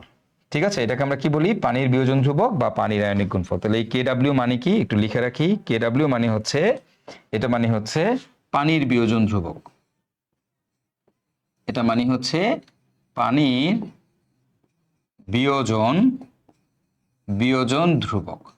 ওকে, অথবা এর আরেকটা নাম কি, একটা নাম হচ্ছে পানির আয়নিক গুণফল। জাস্ট দেখো দুইটা আয়নের গুণফল আছে, জাস্ট দেখো দুইটা আয়নের গুণফল, আর কিছুই কিন্তু নাই, সেটাকে এভাবে বলা হয় পানির আয়নিক গুণফল। পানির পানির আয়নিক আয়নিক গুণফল। ওকে, পানির আয়নিক গুণফল। ক্লিয়ার? ক্লিয়ার? ওকে ফাইন, আশা করি এইটুক বুঝতে কারো কোনো সমস্যা নাই। ওকে, আশা করি এইটুক বুঝতে কারো কোনো সমস্যা নাই। ওকে ফাইন, চলো এটা যদি তোমরা বুঝো তাহলে এবার একটু খেয়াল করো, এটা যদি তোমরা বুঝো তাহলে এবার একটু আসো। হ্যাঁ, এখন এই যে আমরা পানির আয়নিক গুণফলটা দেখলাম, এই যে আমি পানির আয়নিক গুণফল দেখলাম, বলো তো এটা কি প্র্যাকটিক্যাল ভ্যালু, মানে এই জিনিসটা কি তুমি প্র্যাকটিক্যাল ভ্যালু পাবা নাকি এটা থিওরিটিক্যাল ভ্যালু পাবা? বলো, তোমরাই বলো, এটা কার কাছ থেকে আসছে? এটা কেসির কাছ থেকে আসছে। এখন কেপি কেসি কি বলো তো ভাইয়া, কেপি কেসি কি বলো, বলো কেপি কেসি কি? তোমরাই আমাকে বলো যে ভাইয়া কেপি কেসি জিনিসটা কি, কেপি কেসি জিনিসটা কি বলো। পানির জন্য, ক্লিয়ার। আচ্ছা, কেপি কেসি জিনিসটা কি? এটা একটা কি প্র্যাকটিক্যাল ভ্যালু, যেহেতু এটা একটা তোমার প্র্যাকটিক্যাল ভ্যালু, তার মানে এই কে ডাব্লিউ এরও তুমি একটা কি পাবা, প্র্যাকটিক্যাল মান পাবা, থিওরিটিক্যাল মান না, এটা আমরা একটা প্র্যাকটিক্যাল মান পাবো। যেহেতু তুমি এটা একটা প্র্যাকটিক্যাল মান পাবা, তখন ক্যালকুলেশন করে দেখা গেছে প্র্যাকটিক্যালি প্র্যাকটিক্যালি 25 ডিগ্রি সেলসিয়াস তাপমাত্রায়, মানে প্র্যাকটিক্যালি রিয়েল লাইফে, হ্যাঁ প্র্যাকটিক্যালি 25 ডিগ্রি সেলসিয়াস তাপমাত্রায়, আমরা একটু লিখে রাখি, প্র্যাকটিক্যালি প্র্যাকটিক্যালি বাস্তবে practically 25 degree 25 degree 25 degree Celsius তাপমাত্রায়, 25 ডিগ্রি সেলসিয়াসে প্র্যাকটিক্যালি এই 25 ডিগ্রি সেলসিয়াসে এই যে পানির আয়নিক গুণফল, পানির আয়নিক গুণফল যে কে ডাব্লিউ আছে 25 ডিগ্রি সেলসিয়াসে কত, এই কে ডাব্লিউর মানটা, এই যে কে ডাব্লিউ, এই কে ডাব্লিউর মান পাওয়া যায় 10⁻⁻⁴। প্র্যাকটিক্যালি 25 ডিগ্রি সেলসিয়াসে কে ডাব্লিউর মানটা কত পাওয়া গেছে, 10⁻⁴। এখন তুমি দেখো কে ডাব্লিউর মান 10⁻⁴, তাহলে তো আমি কে ডাব্লিউর জায়গায় কি লিখতেই পারি না এইচ প্লাসের ঘনমাত্রা ইন্টু ওএইচ মাইনাসের ঘনমাত্রা, তাহলে আমি লিখতেই পারি আমার আসলে এইচ প্লাসের ঘনমাত্রা আর আমার আসলে এই যে ওএইচ মাইনাসের ঘনমাত্রা, এই দুটো জিনিসের গুণফল করলে আমি পাবো 10⁻⁴। এই দুটো জিনিসের গুণফল করলে আমি পাবো 10⁻⁴। বুঝতে পারছো? বুঝতে পারছো? এই হচ্ছে আমাদের কাহিনী। তবে দেখো প্র্যাকটিক্যালি 25 ডিগ্রিতে কে ডাব্লিউ এর মান আমরা পাইছি কত, প্র্যাকটিক্যালি পাইছি 10⁻⁴। তার মানে কি এইচ প্লাসের ঘনমাত্রা আর ওএইচ মাইনাসের ঘনমাত্রাই হবে আমাদের 10⁻⁴। এইটুকু বুঝতে আমার মনে হয় না তোমাদের কারো কোনো অসুবিধা আছে। এখন এখন তোমরা বলো তো, বিশুদ্ধ পানিতে আমাদের যে বিশুদ্ধ পানি আছে, এই বিশুদ্ধ পানিতে আমরা কম বেশি সবাই জানি। তুমি বলো, একটা পানি যদি ভাঙে, একটা পানি ভাঙলে কয়টা এস প্লাস কয়টা ওএস মাইনাস তৈরি হয়? এক অণু পানি ভাঙলে একটা এস প্লাস একটা ওএস মাইনাস তৈরি হয়। তাহলে বিশুদ্ধ পানিতে একটা পানি ভাঙলে একটা এস প্লাস আর একটা ওএস মাইনাস তৈরি হয়। দুইটা ভাঙলে দুইটা এস প্লাস দুইটা ওএস মাইনাস, তিনটা ভাঙলে তিনটা এস প্লাস তিনটা ওএস মাইনাস, তাই না? তাহলে বিশুদ্ধ পানিতে আমি বলতেই পারি ঠিক যতগুলা এস প্লাস উৎপন্ন হয় ঠিক ততগুলাই ওএস মাইনাস উৎপন্ন হয়। মানে আমি বলতেই পারি এস প্লাসের ঘনমাত্রা আর ওএস মাইনাসের ঘনমাত্রা আমার বিশুদ্ধ পানিতে সমান। বিশুদ্ধ পানিতে সমান এস প্লাসের ঘনমাত্রা আর ওএস মাইনাসের ঘনমাত্রা বিশুদ্ধ পানিতে কি সমান। যদি এস প্লাসের ঘনমাত্রা আর ওএস মাইনাসের ঘনমাত্রা বিশুদ্ধ পানিতে সমান হয়, তাহলে এখন দেখো এইখান থেকে আমি কিন্তু এবার আমার বাকি কাজ করতে পারি। এখন দেখো, সুতরাং আমি কি লিখতে পারি? আমি জানি আমার এইচ প্লাসের ঘনমাত্রা ইন্টু ওএস মাইনাসের ঘনমাত্রা, ওকে, ইকুয়াল টু হচ্ছে 10⁻⁻⁴। তো বিশুদ্ধ পানিতে আমি জানি এইচ প্লাস ঘনমাত্রা ইকুয়াল টু হচ্ছে ওএস মাইনাসের ঘনমাত্রা। যেহেতু দুইটাই সমান, তাহলে এখান থেকে আমি এখন লিখতেই পারি যে আমার এইচ প্লাসের ঘনমাত্রা স্কয়ার ইকুয়াল টু কত? 10⁻⁻14, তাই না? এইখান থেকে দেখো আমি কিন্তু লিখতেই পারি আমার ভাইয়া এইচ প্লাসের ঘনমাত্রা হবে 10⁻⁻7। এইচ প্লাসের ঘনমাত্রা কত? 10⁻⁻7, তাই না? এটা কিন্তু আমি লিখতেই পারি।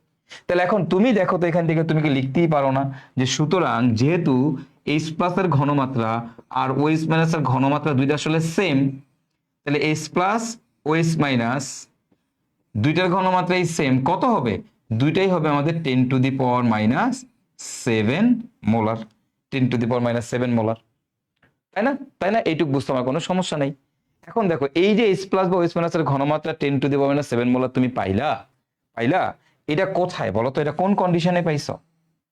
এটা বিশুদ্ধ পানিতে। এটা হচ্ছে আমাদের কোথায়? এটা হচ্ছে আমাদের বিশুদ্ধ পানিতে।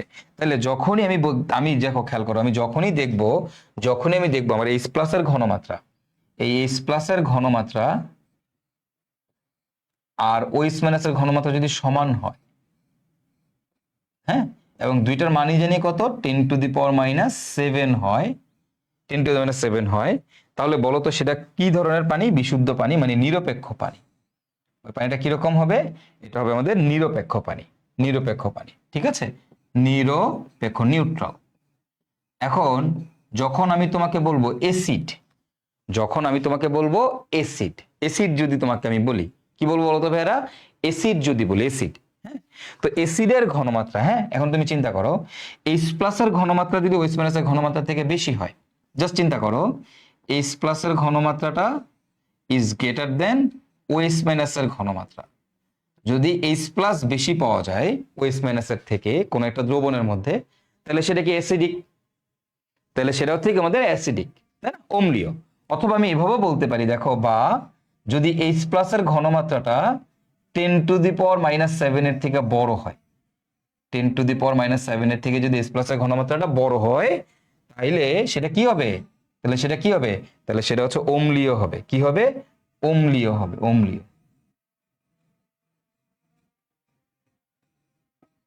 অম্লীয় হবে।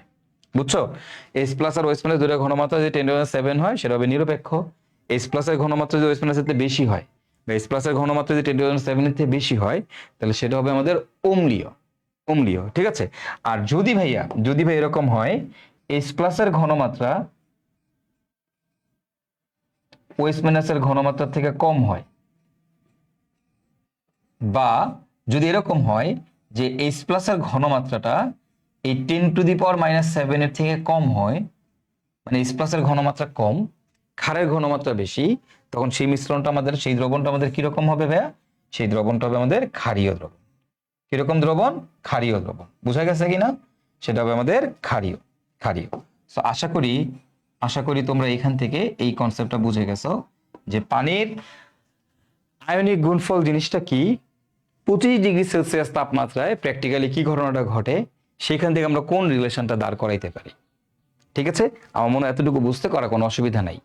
এবার তোমাদেরকে একটা ছোট্ট কথা বলবো। ছোট্ট কথাটা কি, তুমি খেয়াল করো। এই যে এই লাইনটা দিয়ে আসলে কি বুঝাইলাম, এই যে লাইনটা তোমাদেরকে মাত্র দিলাম, ওকে, এটা দিয়ে আসলে তোমাদেরকে কি বোঝানো হইলো, তোমাদেরকে তোমাদেরকে এখান থেকে কি বোঝানো চাইলো? হ্যাঁ, এটা দিয়ে কি বোঝানো চাইলো একটু খেয়াল করো। জিনিসটা হচ্ছে যে প্রতি 10 লক্ষ, মানে প্রতি 10 লক্ষ মানে এইচ প্লাসের ঘনমাত্রা 10⁻⁷ মোলার। তো এইচ প্লাসের ঘনমাত্রা 10⁻⁷ মোলার, এই কথাটার মানে কি? এই কথাটার মানে হচ্ছে প্রতি 10 লক্ষটা পানির মধ্যে, এই যে তুমি যে পকাত করে লেখা দাও না, যে H2O দেখলেই তুমি লেখা দাও H প্লাস আর OH মাইনাস, তুমি দেখলে কি করো, H2O দেখলেই তুমি লেখা দাও H প্লাস আর OH মাইনাস, লেখো না? H2O লেখছো, পানি, পানির বাইঙ্গেই সবার আগে H প্লাস আর OH মাইনাস তুমি লেখো না, তুমি লেখা দাও, রাইট? পানি ভাইঙ্গা তুমি কি লেখো H প্লাস আর OH মাইনাস তুমি লিখে দাও। ভাই মজার ব্যাপারটা কি জানো? প্রতি 10 লক্ষ পানির মধ্যে, প্রতি 10 লক্ষ পানির মধ্যে একটা পানি ভাইঙ্গা H প্লাস আর OH মাইনাস তৈরি করে। তার মানে প্রতি 10 লক্ষ পানির মধ্যে একটা পানি H প্লাস আর OH মাইনাস তৈরি করে, প্রতি 10 লক্ষর মধ্যে একটা। 10 লক্ষর মধ্যে একটা ভাঙছে, 10 লক্ষ পানি দিলে একটা ভাঙে H প্লাস আর OH মাইনাস তৈরি করবে। তাহলে এখন তুমি চিন্তা করো, আমি যদি এইখানে এইখানে 1 কোটি পানি নেই, 1 কোটির মধ্যে 10টা ভাঙে H প্লাস আর OH মাইনাস তৈরি করবে, তাহলে H প্লাস তৈরি হবে 10টা, OH মাইনাস তৈরি হবে 10টা, আর পানি অবশিষ্ট আছে কয়টা? পানি কয়টা বাকি আছে? দেখো 10 কোটি ছিল, 1 কোটি ছিল, 1 কোটি থেকে 10টা ভাঙছে, তাহলে পানি 1 কোটি পানি, এখনো 1 কোটি পানি রয়ে গেছে, মানে আলটিমেটলি 99,99,990টা, তাই না? 99,99,990 যেই কথা, ওই 1 কোটিও একই কথা। তার মানে পানির ঘনমাত্রা আসলে তেমন কোনো চেঞ্জ হয় নাই, পানির কনসেন্ট্রেশনের কোনো কি হয় নাই, তেমন কোনো চেঞ্জ হয় নাই। দেখো প্রতি 10 লক্ষ পানির মধ্যে, প্রতি 10 লক্ষ পানির মধ্যে একটা পানি ভেঙে H প্লাস আর OH মাইনাস তৈরি করছে। তাহলে এইখানে কোন ঘনমাত্রাটা বসে? অবশিষ্ট ঘনমাত্রা, যেই ঘনমাত্রাটা বাকি আছে। তাহলে দেখো 10 লক্ষ পানি নিলে একটা ভাঙছে, তাহলে 9,99,999 বসবে নিচে, আর নিচে 9,99,999 বসানো যেই কথা, 10 লক্ষ বসানো একই কথা। এই জন্য আমরা বলি পানির কনসেন্ট্রেশনের তেমন কোনো চেঞ্জ হয় না, পানির কনসেন্ট্রেশন হচ্ছে ধ্রুবক, পানির ঘনমাত্রা হচ্ছে ধ্রুবক। ক্লিয়ার? বুঝতে পারছো কনসেপ্ট? তো কেন পানির কনসেন্ট্রেশনকে আমরা ধ্রুবক ধরি? বিকজ এটা যখন বিক্রিয়াতে পার্টিসিপেট করে তখন আসলে এর কনসেন্ট্রেশনের ঘনমাত্রার তেমন কোনো পরিবর্তন হয় না, চেঞ্জ হয় না, কারণ প্রতি 10 লক্ষর মধ্যে মাত্র একটা ভেঙে H প্লাস আর OH মাইনাস তৈরি করে। সো দ্যাটস ওয়াই আমরা এটাকে ধ্রুবক ধরে কাজ করি। ক্লিয়ার? এটা ওয়ান না, ওয়ান হচ্ছে লিকুইডের জন্য, সলিড এবং লিকুইডের জন্য ওয়ান।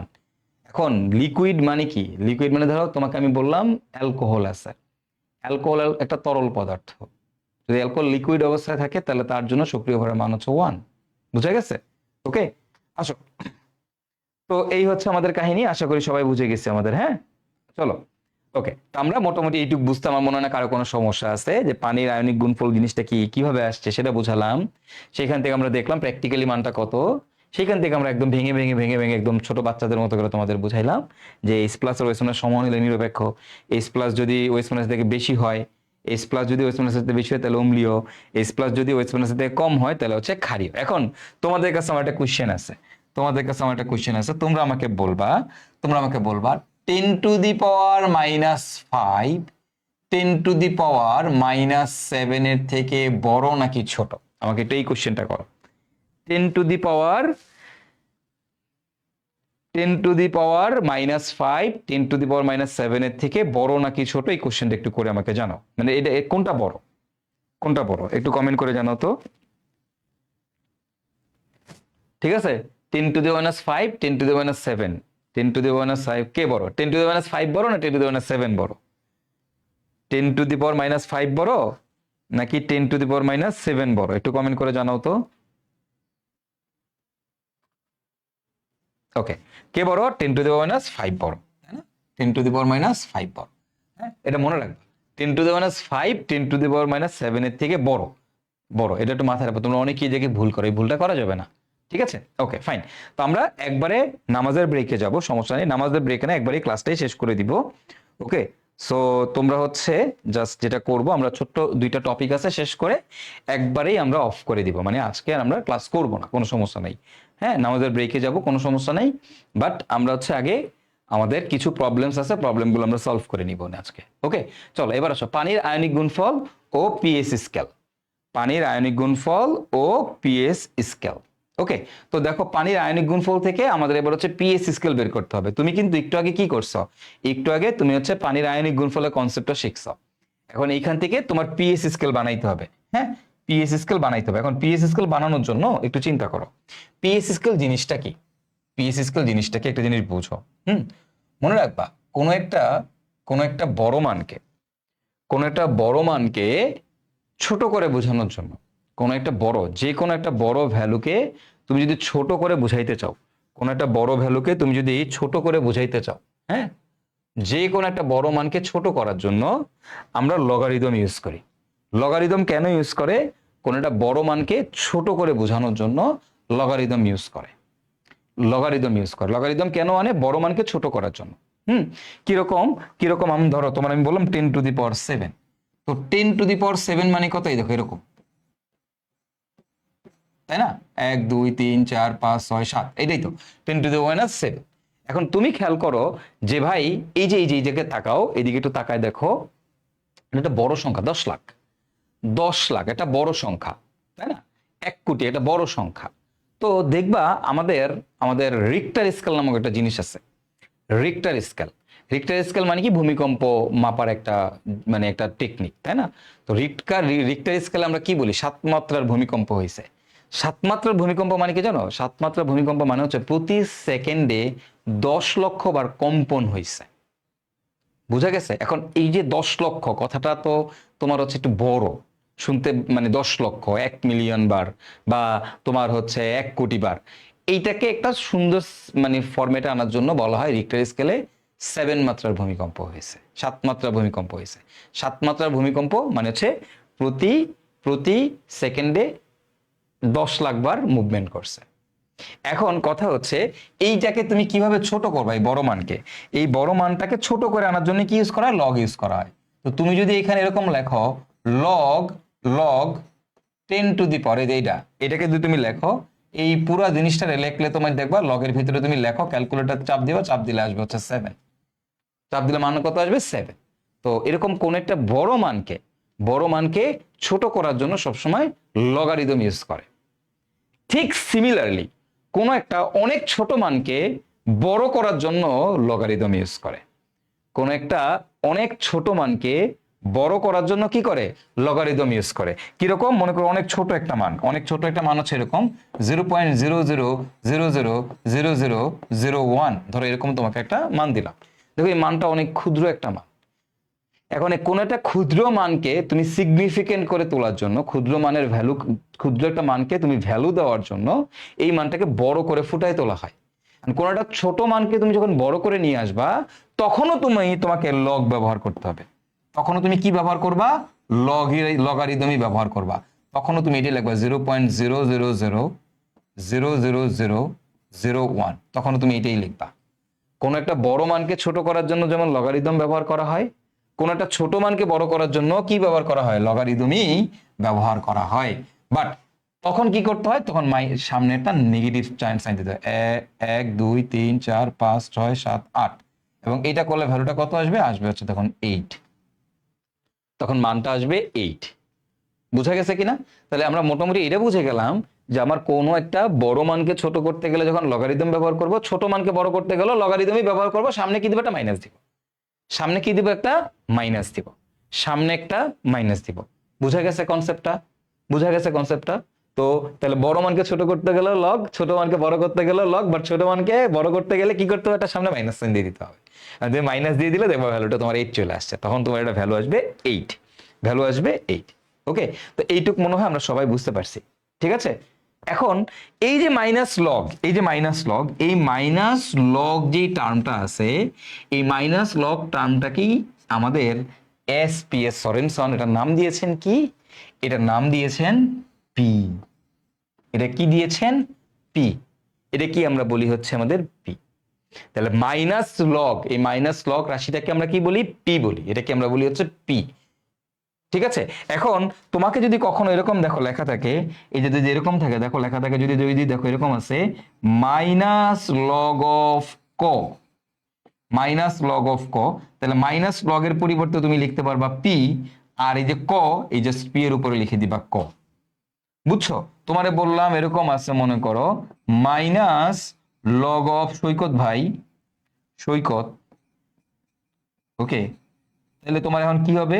এই মাইনাস লগ এর পরিবর্তে তুমি লিখবা পি, উপরে কি লিখবা? সৈকত। বুঝছাও? যদি তোমার এরকম থাকে দেখো তো minus log of H plus এর ঘনমাত্রা, তাহলে তুমি কি লিখবা? মাইনাস লগ এর পরিবর্তে লিখবা পি, আর এইচ প্লাস এর জায়গায় লিখবা হচ্ছে এইচ। বুঝা গেছে কিনা? বুঝা গেছে কিনা? তো এটাই হচ্ছে আমাদের পিএইচ এর কনসেপ্ট। হ্যাঁ, তাহলে কেন মাইনাস লগ ইউজ করে? বিকজ অনেক ছোট একটা মানকে বড় করার জন্য। তাহলে বড় মানকে ছোট করতে গেলেও তোমার হচ্ছে লগারিদম ইউজ করে, বড় একটা মানকে কম্প্যাক্ট করার জন্য লগারিদম, আবার অনেক ছোট একটা মানকে বড় করার জন্য কি করে? লগারিদম ইউজ করে। তাহলে যে কোনো মানকে সিগনিফিকেন্ট করার জন্য আসলে আমরা কি করি? লগারিদম ইউজ করি। তো ছোট মানকে বড় করার জন্য আমাদের কি করতে হয়? একটা নেগেটিভ সাইন দিতে হয়, মাইনাস সাইন দিতে হয়। আর এই মাইনাস লগটাকে আমরা বলি হচ্ছে পি। এটাই হচ্ছে আমাদের সেই বিখ্যাত পিএইচ এর পি। ঠিক আছে, ওকে। তো আশা করি তোমরা সবাই বুঝতে পারছো এই জিনিসটা। হ্যাঁ, এখন আমরা একটু আগে পানির আয়নিক গুণফল জিনিসটা পড়ছি। তো পানির আয়নিক গুণফল থেকে আমরা কম বেশি সবাই এটা মোটামুটি জানি যে আমার এইচ প্লাস এর ঘনমাত্রা আর আমি যদি ওএইচ মাইনাস এর ঘনমাত্রা গুণ করি, হ্যাঁ, তাহলে এই দুটো জিনিস গুণফল কত হয়? এই দুটো জিনিসের গুণফলকে আমরা বলি কে ডাব্লিউ। আর সেই কে ডাব্লিউ এর মান কত আমরা জানি? 10⁻⁻14। কত ডিগ্রি সেলসিয়াস তাপমাত্রায় বলো তো? এটা হচ্ছে অনলি একদম 25 ডিগ্রি সেলসিয়াস তাপমাত্রায়, কক্ষ তাপমাত্রায় 25 ডিগ্রি সেলসিয়াসে। তো 25 ডিগ্রি সেলসিয়াস তাপমাত্রায় এইচ প্লাস আর ওএইচ মাইনাস এর ঘনমাত্রা এটা সমান সমান হবে আমাদের কে ডাব্লিউ। আর কে ডাব্লিউ সমান সমান কত? 10⁻⁻14। এখন এখন একটু যদি আমরা খেয়াল করি, আমরা একটা কাজ করব। তো আমরা এখানে সব জায়গায় যেহেতু 10⁻⁻14 মানটা অনেক ছোট, তো একটা ছোট মানকে বড় করার জন্য আমরা কি করব? লগ দিব। তাহলে এই সমীকরণের সবাইকে আমরা লগারিদম দ্বারা গুণ করে দিব। হ্যাঁ, তাহলে আমি এখানে লিখতেই পারি লগ অফ এইচ প্লাস এর ঘনমাত্রা, ওকে, এইচ প্লাস এর ঘনমাত্রা গুণ হচ্ছে লগ অফ হাইড্রোক্সিল আয়নের ঘনমাত্রা, ওকে, গেল। ইকুয়াল টু আমাদের কি আসবে বলতো? Minus log of K W equal to আমাদের কি আসবে? Minus log of 10⁻⁻14। তাই না? সবাইকে মাইনাস লগ দ্বারা আমরা গুণ করে দিছি। কেন? কারণ আমার উদ্দেশ্য হচ্ছে আমি মানটাকে বড় করতে চাই। এই 10⁻⁻14 মানটা অনেক ছোট আছে, এই মানটাকে বড় করতে চাই। এটাকে বড় করতে গেলে সবাইকে আমাকে কি করতে হবে? মাইনাস লগ দ্বারা গুণ করে দিতে হবে। এখন তুমি দেখো এই যে প্রথম ধাপে তুমি যে মাইনাস লগ দ্বারা গুণ করলা, মাইনাস লগ, এখানে দেখো এ আছে ইন্টু হচ্ছে বি আছে, মাইনাস লগ এইচ প্লাস আর ওএইচ মাইনাস, এটা কি গুণ আকারে আছে। তাহলে আমি বলতেই পারি মাইনাস লগ এ ইন্টু বি। তো মাইনাস লগ এ ইন্টু বি যদি হয়, দেখো এটাকে কিন্তু আমি এভাবে লিখতেই পারি মাইনাস লগ এইচ প্লাস এর ঘনমাত্রা, তাই না? তারপরে লিখতে পারি plus minus log OH minus এর ঘনমাত্রা, ওএইচ মাইনাস এর ঘনমাত্রা। কেন আমি এই জিনিসটা এভাবে লিখতে পারি বলতো? কারণ তোমরা সবাই জানো যে লগ এ ইন্টু বি এর সূত্র কি? লগ এ প্লাস লগ বি, তাই না? তাহলে ইকুয়াল টু আমি এখান থেকে কি লিখতে পারি? Minus log of K W equal to আমি এখান থেকে লিখতে পারি minus log of 10⁻⁻14, minus log of 10⁻⁻14। Okay, so এখন এইখান থেকে খেয়াল করো, এবার একটু আসো, দেখো এই যে minus log of H plus, বলতো minus log of H plus এটার পরিবর্তে কি লেখা যায়? মাইনাস লগ এর পরিবর্তে কি লেখা যায়? পি। তাহলে এখানে আমি কি লিখতে পারি এটার পরিবর্তে? আমি এটার পরিবর্তে লিখতে পারি হচ্ছে পিএইচ। আর দেখো এই যে minus log of OH minus এটার পরিবর্তে আমি কি লিখতে পারি? এটার পরিবর্তে আমি লিখতে পারি পিওএইচ, পিএইচ। আর এর পরিবর্তে কি লিখতে পারি বলতো? পিওএইচ। আর দেখো মাইনাস লগ কে ডাব্লিউ এর পরিবর্তে আমি কি লিখতে পারি? এটার পরিবর্তে আমি লিখতে পারি পিকে ডাব্লিউ, পিকে ডাব্লিউ লিখতে পারি? ইয়েস, পারি। আর দেখো এই যে মাইনাস লগ 10⁻⁻14 এটা সমান সমান কত? দেখো এখানে ডিরেক্টলি আমি ধ্রুবক মান বসাইছি, মানে একটা মান বসাইছি, যেহেতু মান বসাই তাহলে এটা ডিরেক্টলি মান চলে আসবে। আর এই মানটা কত আসবে জানো? 14। এটার মান আসবে 14। 10-এর উপরে যে পাওয়ারটা থাকে সেটা সামনে চলে আসে, তো দেখো -14 আছে, -14 সামনে চলে আসবে, তাহলে মাইনাস মাইনাসে কি হয়ে যাবে, প্লাস হয়ে যাবে, তাহলে +14। আর লগ 10 এর ভ্যালু কত, লগ 10 এর ভ্যালু হচ্ছে আমাদের 1। লগ 10 এর ভ্যালু কত, লগ 10 এর ভ্যালু হচ্ছে আমাদের 1। বুঝে গেছে? তো এই হচ্ছে কাহিনী। তাহলে pH plus pOH equal to হবে আমাদের পিকেডাব্লিউ। আর এই পিকেডাব্লিউর মান কত, পিকেডাব্লিউর মান হচ্ছে আমাদের 14। So this is the thing, this is the most important thing, যেটা তোমরা আমাদের জন্য লাগবে। এইটাই আমরা আজকে পড়বো, এইটাই কি বলা হয় আমাদের এই পিএইচ স্কেলের কনসেপ্ট। ওকে, তাহলে পিএইচ আর পিওএইচ যোগ করলে কত হয়, হয় পিকেডাব্লিউ, আর পিকেডাব্লিউর মান কত হয় 14। কেউ বুঝো নাই এমন কেউ আসো কিনা, থাকলে একটু কমেন্ট করে জানাও।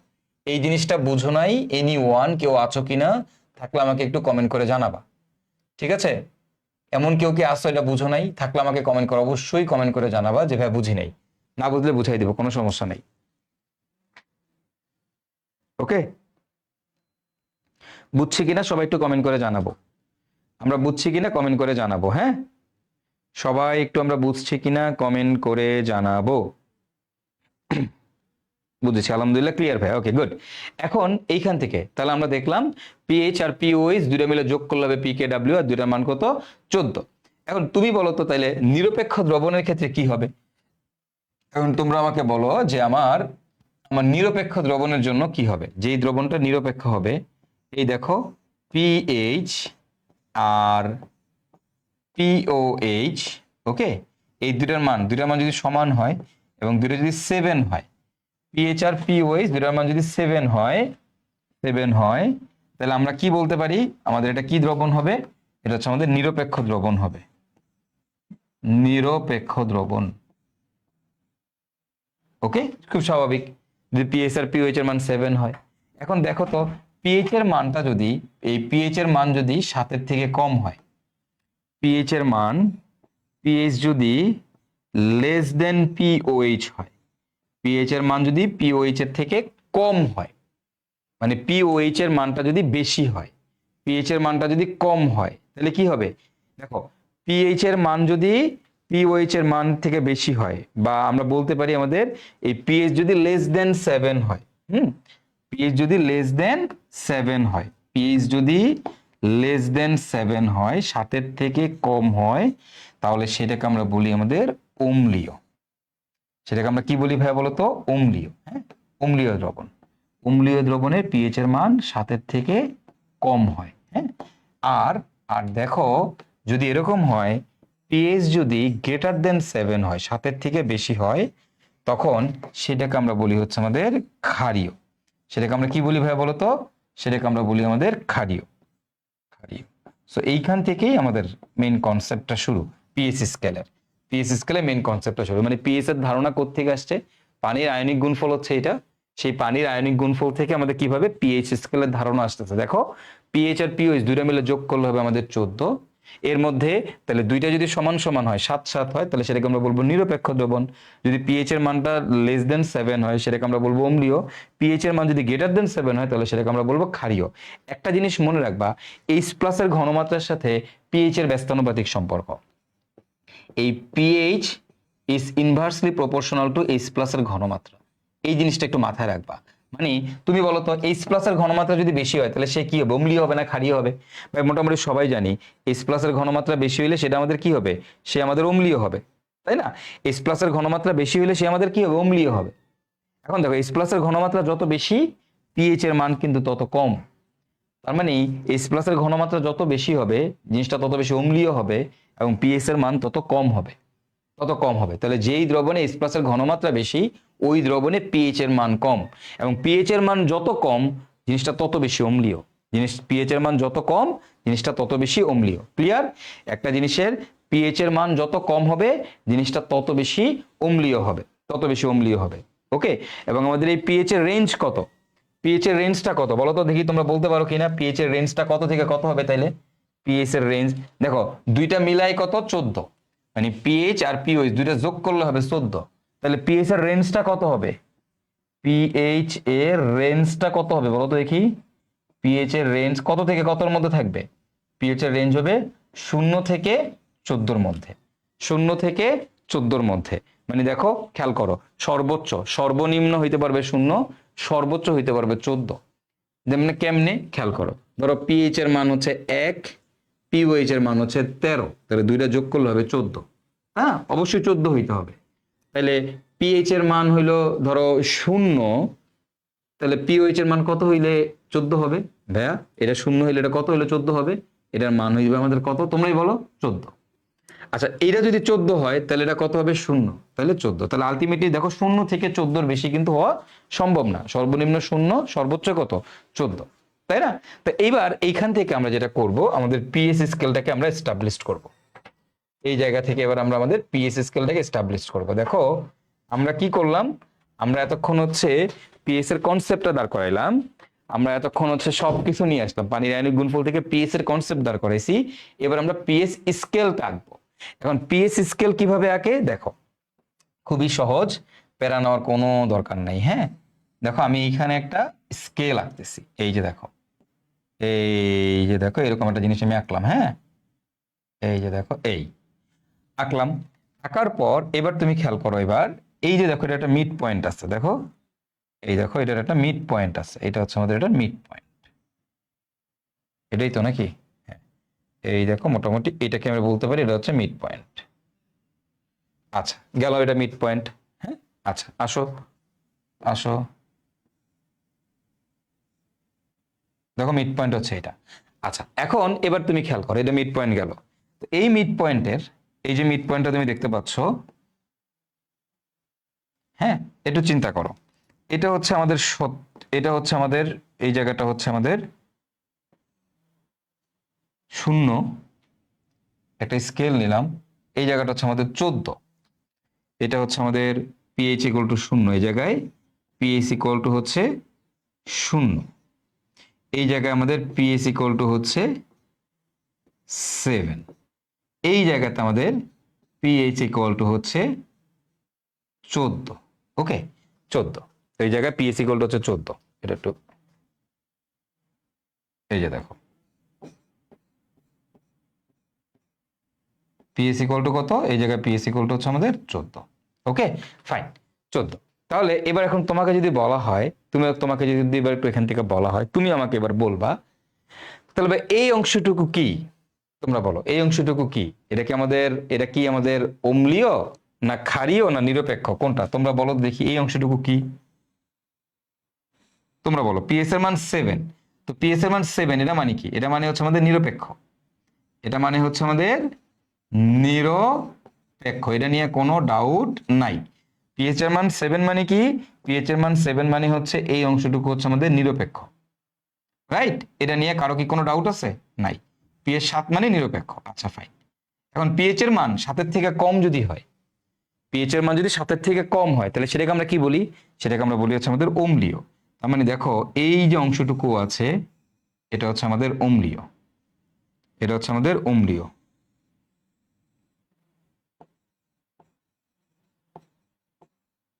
আর এই যে একটা স্কেলের এই অংশটুকু আছে 7 এর থেকে বড়, এই 7 থেকে 14, এটাকে আমরা কি বলি? এটাকে আমরা বলি হচ্ছে আমাদের ক্ষারীয়, এটাকে আমরা বলি হচ্ছে আমাদের ক্ষারীয়। তাহলে দেখো পিএইচ 0 হইলে এই 0 থেকে 7, এটাকে আমরা বলবো অম্লীয়। আর পিএইচ যদি 7 থেকে 14 হয় তাহলে এটাকে আমরা বলবো ক্ষারীয়। ওকে, এই মাঝামাঝি আমরা একটা পয়েন্ট নিতে পারি, আবার ধরো মাঝামাঝি আরেকটা পয়েন্ট নিয়ে নাও, ধরো এইখানে একটা পয়েন্ট দিলা, জাস্ট এমনিতেই আর কি, একটু আরেকটু দেখানোর জন্য আর কি। হ্যাঁ এই জায়গায় মনে করো তোমার পিএইচ এর মানটা কত, এই জায়গায় পিএইচ এর মান মনে করে দিলা 3, পিএইচ ইকুয়াল টু হচ্ছে তোমার 3।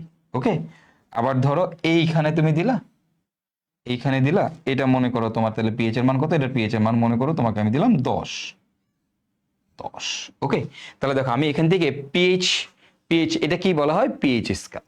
তো তুমি জাস্ট এইভাবে দিয়ে দিবা, এটা কি আমরা বলবো আমাদের পিএইচ স্কেল, তুমি জাস্ট এইভাবে দিয়ে দিবা। ঠিক আছে, এইভাবে দিয়ে দিবা। ক্লিয়ার? আশা করি একটু বুঝতে কারো কোনো অসুবিধা নাই। এখন তুমি দেখো, এবার তুমি আমাকে বলো এগুলার পিএইচ এর মান যদি 0 হয়, পিএইচ এর মান যদি 3 হয়, পিএইচ এর মান যদি 7 হয়, পিএইচ এর মান যদি 10 হয়, পিএইচ এর মান যদি 14 হয়, তাহলে এখন তোমাদের কাছে আমার কোশ্চেন হচ্ছে, তোমরা এখান থেকে আমাকে বলবা ভাই পিওএইচ এর মানটা কত হবে? বলো তো, এটার পিএইচ এর মান যদি 0 হয় তাহলে পিওএইচ এর মানটা কত হবে? তোমরাই বলো। 14 হবে। বলো এখান থেকে বলো তাহলে পিওএইচ এর মানটা কত হবে? তোমরাই বলো। এটার পিওএইচ এর মান হবে 11। কেন? কারণ দুইটা যোগ করলে আমার হবে 14। তাহলে বলো এইখানে পিওএইচ এর মানটা কত হবে? পিএইচ এর মান 7, তাহলে পিওএইচ এর মানও কত? 7। এবার তুমি বলো এইখানে পিওএইচ এর মানটা কত হবে? এটার জন্য 10, তাহলে পিওএইচ এর জন্য কত? 4। এখানে কত হবে পিওএইচ এর মান বলো তো ভাইয়া? এখানে হবে 0, পিওএইচ এর মান হবে 0। ঠিক আছে, তো এইটা তো মোটামুটি সবাই বুঝে গেছো কেমনে, কারণ আমরা জানি দুইটা মিলে যোগ করলে হবে 14, দুইটা মিলে যোগ করলে হবে 14। ওকে, এই দেখো সবাই তোমরা পারতেছো, ভেরি গুড ভেরি গুড। তো এইটাই হচ্ছে তোমার পিএস স্কেল, এটাই হচ্ছে তোমার পিএস স্কেল। তো তোমার পরীক্ষায় এইভাবেই তোমাকে আঁকতে বলবে। হ্যাঁ, এটাই হচ্ছে তোমার পিএস স্কেল। তুমি চাইলে এখান থেকে একটা কাজ করতে পারো, চাইলে তুমি এখানে এইচ প্লাস এর ঘনমাত্রাগুলো লিখে রাখতে পারো। ওকে, এইচ প্লাস এর ঘনমাত্রা কত, যেমন পিএইচ এর মান 0, তাহলে এইচ প্লাস এর ঘনমাত্রা কত আসবে? এইচ প্লাস এর ঘনমাত্রা হবে 10 to the power minus 0, 10 to the power minus 0। ওকে, তো মাইনাস 0 মানে হচ্ছে 0। ওকে, 10 to the power minus 0। PH এর মান 3 বা পিএইচ এর মান 7, তার মানে এই জায়গাতে এইচ প্লাস এর ঘনমাত্রা কত হবে জানো? এটা শর্টকাটটা শিখো। পিএইচ এর মান 7, তার মানে এইচ প্লাস এর ঘনমাত্রা হবে 10 টু দি পাওয়ার মাইনাস 7। দেখো এটা এইখান থেকে আসতেছে, হ্যাঁ হ্যাঁ, পিএইচ থেকে। তো এবার খেয়াল করো, পিএইচ এর মান 14, তাহলে এইচ প্লাস এর ঘনমাত্রাটা কত হবে? দেখো শর্টকাট নিয়মটা কি, পিএইচ এর মান 14, তাহলে এইচ প্লাস এর ঘনমাত্রা কত হবে? শর্টকাটটা হচ্ছে 10 to the power minus 14, 10 to the power minus 14, এটা হচ্ছে শর্টকাট। ঠিক আছে, তো তুমি চাইলে এটাও এখান দিয়ে লিখে দিতে পারো, আমি জাস্ট তোমাদের দেখাইলাম, নট নেসেসারি তোমার হচ্ছে পিএইচ আর পিওএইচ এই দুটো জিনিস দেখাইতে হবে। তো এটা না দেখাইলেও হবে, আমি জাস্ট দেখাই দিলাম এতটুকু। তোমাদের পিএইচ আর পিএইচ স্কেলটা লিখবা 0 থেকে 7 পর্যন্ত অম্লীয়, 7 থেকে 14 পর্যন্ত ক্ষারীয়, 7 মানে নিরপেক্ষ এটা বলবা। আর এই পিএইচ এর পাশাপাশি পিওএইচটাও লিখে দিবা, তাইলে স্যাররা খুশি হয়ে যাবে একদম। ওকে, তো এই হচ্ছে আমাদের পিএস স্কেল, এই হচ্ছে আমাদের পানির আয়নিক গুণফল। তো পানির আয়নিক গুণফল থেকে কিভাবে পিএস স্কেল প্রতিষ্ঠা করা যায় আশা করি সবাই বুঝছো। তাহলে আজকের ক্লাসে আমরা 3টা জিনিস নিয়ে আলোচনা করলাম। দেখো প্রথমত হচ্ছে আমরা আমাদের এসিডের বিয়োজন ধ্রুবক নিয়ে আলোচনা করলাম, মানে এই বিয়োজন ধ্রুবক জিনিসটা নিয়ে আলোচনা করলাম। তারপর আমরা আমাদের ক্ষারের বিয়োজন ধ্রুবক দেখলাম। তারপর আমরা কি দেখলাম? আমাদের পানির বিয়োজন ধ্রুবক দেখলাম। আর পানির বিয়োজন ধ্রুবকটাকে আমরা কি বলি? কেডব্লিউ বলি। তো সেইখান থেকে পানির বিয়োজন ধ্রুবক থেকে আমরা বিশুদ্ধ পানির ক্ষেত্রে কনসেপ্টটা কি এটা আমরা দেখে নিলাম। এটা হচ্ছে পানির আয়নিক গুণফল। এবার আসো সেখান থেকে আমাদের পিএস স্কেল প্রতিষ্ঠা করতে বলবে। তো পানির আয়নিক গুণফল থেকে এই যে পিএস স্কেল কিভাবে প্রতিষ্ঠা করবা এটা হচ্ছে এতটুকু। ঠিক আছে, এটা কিন্তু পরীক্ষায় আসে, পানির আয়নিক গুণফল থেকে পিএস স্কেল প্রতিষ্ঠা করো। তো সেটা কিভাবে করবো আশা করি আপনারা সবাই বুঝছেন। এবার আসেন, এখন আমাদের একটা কোশ্চেন, তাপমাত্রা বৃদ্ধি করলে পানির আয়নিক গুণফল বৃদ্ধি পায় কেন? ওকে, তাপমাত্রা বৃদ্ধি করলে পানির আয়নিক গুণফল বৃদ্ধি পায় কেন এবং পিএইচ কমে কেন?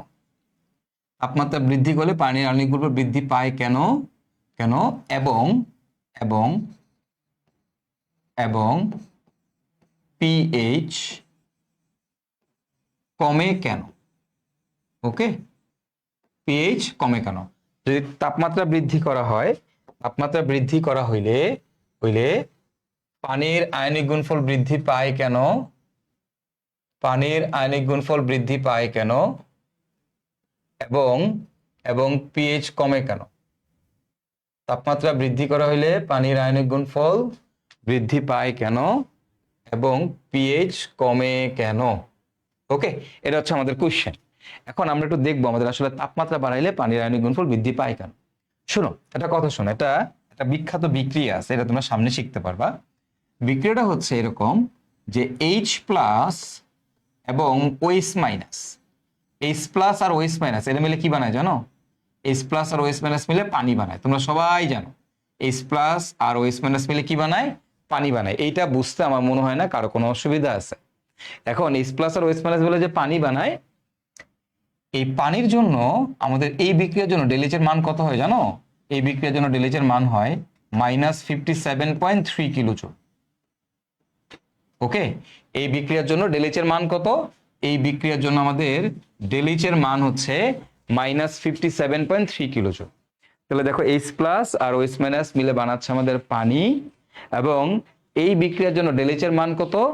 -57.3 কিলোজুল, -57.3 কিলোজুল। ঠিক আছে, আচ্ছা ফাইন, ভালো কথা, -57.3 কিলোজুল। তো বিজ্ঞানী ল্যাভোসিয়ে এবং ল্যাপ্লাস নামক একজন বিজ্ঞানী ছিল, বুঝছো? ল্যাভোসিয়ে এবং ল্যাপ্লাস নামক একজন বিজ্ঞানী ছিল। তো ল্যাভোসিয়ে ল্যাপ্লাসের একটা সূত্র আছে, এটাকে বলা হয় ল্যাভোসিয়ে ল্যাপ্লাসের সূত্র।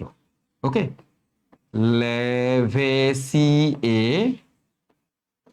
ল্যাপ্লাস,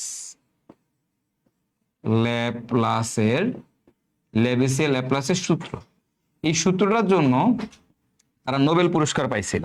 ওকে, এখন ল্যাভোসিয়ে ল্যাপ্লাসের সেই বিখ্যাত সূত্রটা কি যার জন্য তারা নোবেল পুরস্কার পাইছে? বিখ্যাত সূত্রটা ছিল এরকম যে এ থেকে বি হচ্ছে একটা বিক্রিয়া, এ থেকে বি হচ্ছে একটা বিক্রিয়া, হ্যাঁ, এ থেকে বি হচ্ছে একটা বিক্রিয়া।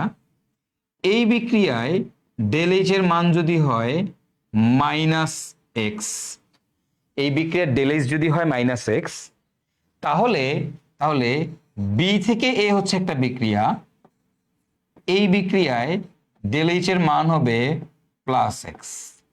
কি হবে? +x। তাহলে কোন একটা বিক্রিয়া, দেখো এ থেকে বি হচ্ছে একটা বিক্রিয়া, এই বিক্রিয়ায় ডেল এইচ এর মান যদি হয় -x, তাহলে বি থেকে এ হচ্ছে একটা বিক্রিয়া, এই বিক্রিয়া ডেল এইচ এর মান কি হবে? +x। ওকে, আচ্ছা এবার তাহলে দেখো আমি তোমাকে কি বললাম, H+ আর OH- মিলে পানি বানাচ্ছে, এই বিক্রিয়ায় ডেল এইচ এর মান হচ্ছে -57.3 কিলোজুল। তাহলে এখন যদি আমি বিক্রিয়াটাকে উল্টাই দেই, বিক্রিয়াটাকে উল্টায় যদি আমি লিখি, পানি ভেঙে H+ আর OH- হচ্ছে, পানি ভেঙে H+ আর OH- হচ্ছে, তাহলে তোমরা আমাকে বলো তো এই বিক্রিয়ার জন্য তোমার ডেল এইচ এর ভ্যালুটা কত হবে বলে তোমাদের মনে হয়? এই বিক্রিয়ার জন্য ডেল এইচ এর ভ্যালুটা কত হবে? বা এই বিক্রিয়ার জন্য ডেল এইচ এর ভ্যালুটা হবে +57.3 কিলোজুল। জাস্ট সিম্বলটা চেঞ্জ হয়ে যাবে, মাইনাসের জায়গায় কি হয়ে যাবে? প্লাস হয়ে যাবে। জাস্ট ইমাজিন করো আমি যদি ওই বয়সে বেঁচে থাকতাম, তাহলে আমি কতগুলো নোবেল পাইতাম? আমি কতগুলো নোবেল পাইতাম বলো তো ভাইয়ারা, বলো। আমি যদি ওই বয়সে বেঁচে থাকতাম কতগুলো নোবেল পাইতাম, তাই না? আচ্ছা তাহলে এখন দেখো এখান থেকে, এখন তোমাকে যদি বলা হয় যে তোমাকে বলছে পানির বিয়োজন ধ্রুবক ও পানির পিএইচ স্কেল নিয়ে আলোচনা করতে, মানে পানির আয়নিক গুণফল ও পিএইচ স্কেল কনসেপ্টটা ছিল। এখন বলছে তাপমাত্রা বৃদ্ধি করলে পানির আয়নিক গুণফল বৃদ্ধি পায় কেন? তুমি জাস্ট চিন্তা করো, পানির আয়নিক গুণফল বলছে, তাহলে তোমার জন্য কোন ইকুয়েশনটা সুইটেবল? উপরেরটা না এটা, মানে আয়ন মিলে পানি হচ্ছে এইটা, নাকি পানি ভেঙে আয়ন হচ্ছে এটা? মানে আয়নিক গুণফল নিয়ে কাজ করতে বলছে, প্রশ্ন খেয়াল করো, তোমাকে বলছে পানির আয়নিক গুণফল নিয়ে কাজ করতে, মানে পানির আয়নিক গুণফলের উপর তাপমাত্রার প্রভাব আলটিমেটলি, মানে পানির আয়নিক গুণফল। এখন পানির আয়নিক গুণফলের জন্য কোন ইকুয়েশনটা সুইটেবল, উপরের ইকুয়েশনটা না নিচের ইকুয়েশনটা? তোমরা একটু বলো তো দেখি, বলো বলো কি হবে, উপরেরটা না নিচেরটা? কোন ইকুয়েশনটা তোমার কাছে সুইটেবল মনে হচ্ছে পানির আয়নিক গুণফলের জন্য? কোন ইকুয়েশনটা তোমার কাছে সুইটেবল লাগতেছে পানির আয়নিক গুণফলের জন্য? কোনটা? নুসরাত জানিস সেকেন্ডটা। গুড, ভেরি গুড নিশি। কোন ইকুয়েশনটা সুইটেবল? দ্বিতীয়, সেকেন্ড ইকুয়েশনটা সুইটেবল। যেহেতু আমাকে বলছে পানির আয়নিক গুণফল, তো আয়নিক গুণফলের সাথে রিলেটেড ইকুয়েশন হচ্ছে দ্বিতীয়টা। কারণ আয়নিক গুণফলের ইকুয়েশন যখন বের করি তখন দেখছো পানি ভেঙে আয়নিত হয়, পানি ভেঙে আয়নিত হয়, তাই না? তাহলে দ্বিতীয়টা হবে আমাদের সুইটেবল ইকুয়েশন। সো এই যে দ্বিতীয় ইকুয়েশনটা আছে, এই দ্বিতীয় ইকুয়েশনটা নিয়ে আমরা এখন কাজ করব, এটা নিয়ে আমরা এখন আমাদের কাজ করব। ওকে, তাহলে এইবার একটু তুমি চিন্তা করো, এইটা একটু দেখবো আমরা এখন। হ্যাঁ, তো তোমরা বলো তো এটা একটা কি বিক্রিয়া? এটা আমাদের একটা কি বিক্রিয়া? এটি আমাদের একটি তাপহারী বিক্রিয়া, এটি আমাদের একটি তাপহারী বিক্রিয়া। এই যে বিক্রিয়াটা দেখতে পাচ্ছ, এটি এটি একটি এটি একটি কি বিক্রিয়া? এটি একটি তাপহারী বিক্রিয়া, এটি একটি তাপহারী বিক্রিয়া। ঠিক আছে, দেখো ভাই এটা একটা কি বিক্রিয়া? এটা আমাদের হচ্ছে একটা তাপহারী বিক্রিয়া, এটি একটি তাপহারী বিক্রিয়া। যেহেতু এটা তোমার একটা তাপহারী বিক্রিয়া, আমরা সবাই জানি লা শাতেলের নীতি অনুযায়ী আমরা কি জানি? লা শাতেলিয়ার লা শাতেলিয়ার নীতি ছোটবেলায় পড়ে আসছো। লা শাতেলিয়ার নীতি অনুযায়ী, লা শাতেলিয়ার নীতি অনুযায়ী আমরা জানি তাপহারী বিক্রিয়াতে, নীতি অনুযায়ী লা শাতেলিয়ার নীতি অনুযায়ী আমরা কি জানি বলো? আমরা জানি লা শাতেলিয়ার নীতি অনুযায়ী আমরা জানি কি জানি? আমরা জানি তাপহারী বিক্রিয়ায় তাপমাত্রা বৃদ্ধি করলে, তাপহারী বিক্রিয়ায় তাপমাত্রা বৃদ্ধি করলে বিক্রিয়া সামনের দিকে যায়। ছোটবেলা থেকে পড়ে আসছো। তাপহারী বিক্রিয়ায়, তাপহারী বিক্রিয়ায় তাপমাত্রা বৃদ্ধি করলে বিক্রিয়া সামনে যায়। বিক্রিয়া কোন দিকে যায়? তাপহারী বিক্রিয়ায় তাপমাত্রা বৃদ্ধি করলে বিক্রিয়া কোন দিকে যায়? বিক্রিয়া সামনের দিকে যায়, তাই না? তাহলে তাপহারী বিক্রিয়ায় তাপমাত্রা বৃদ্ধি করলে, বৃদ্ধি করলে বিক্রিয়া কোন দিকে যাবে? বিক্রিয়া সামনের দিকে যাবে। বিক্রিয়া, বিক্রিয়া কই যাবে? বিক্রিয়া সামনে যাবে। এখন দেখো, তাপহারী বিক্রিয়াতে তুমি যদি তাপমাত্রা বৃদ্ধি করো তাহলে বিক্রিয়াটা সামনের দিকে যাবে।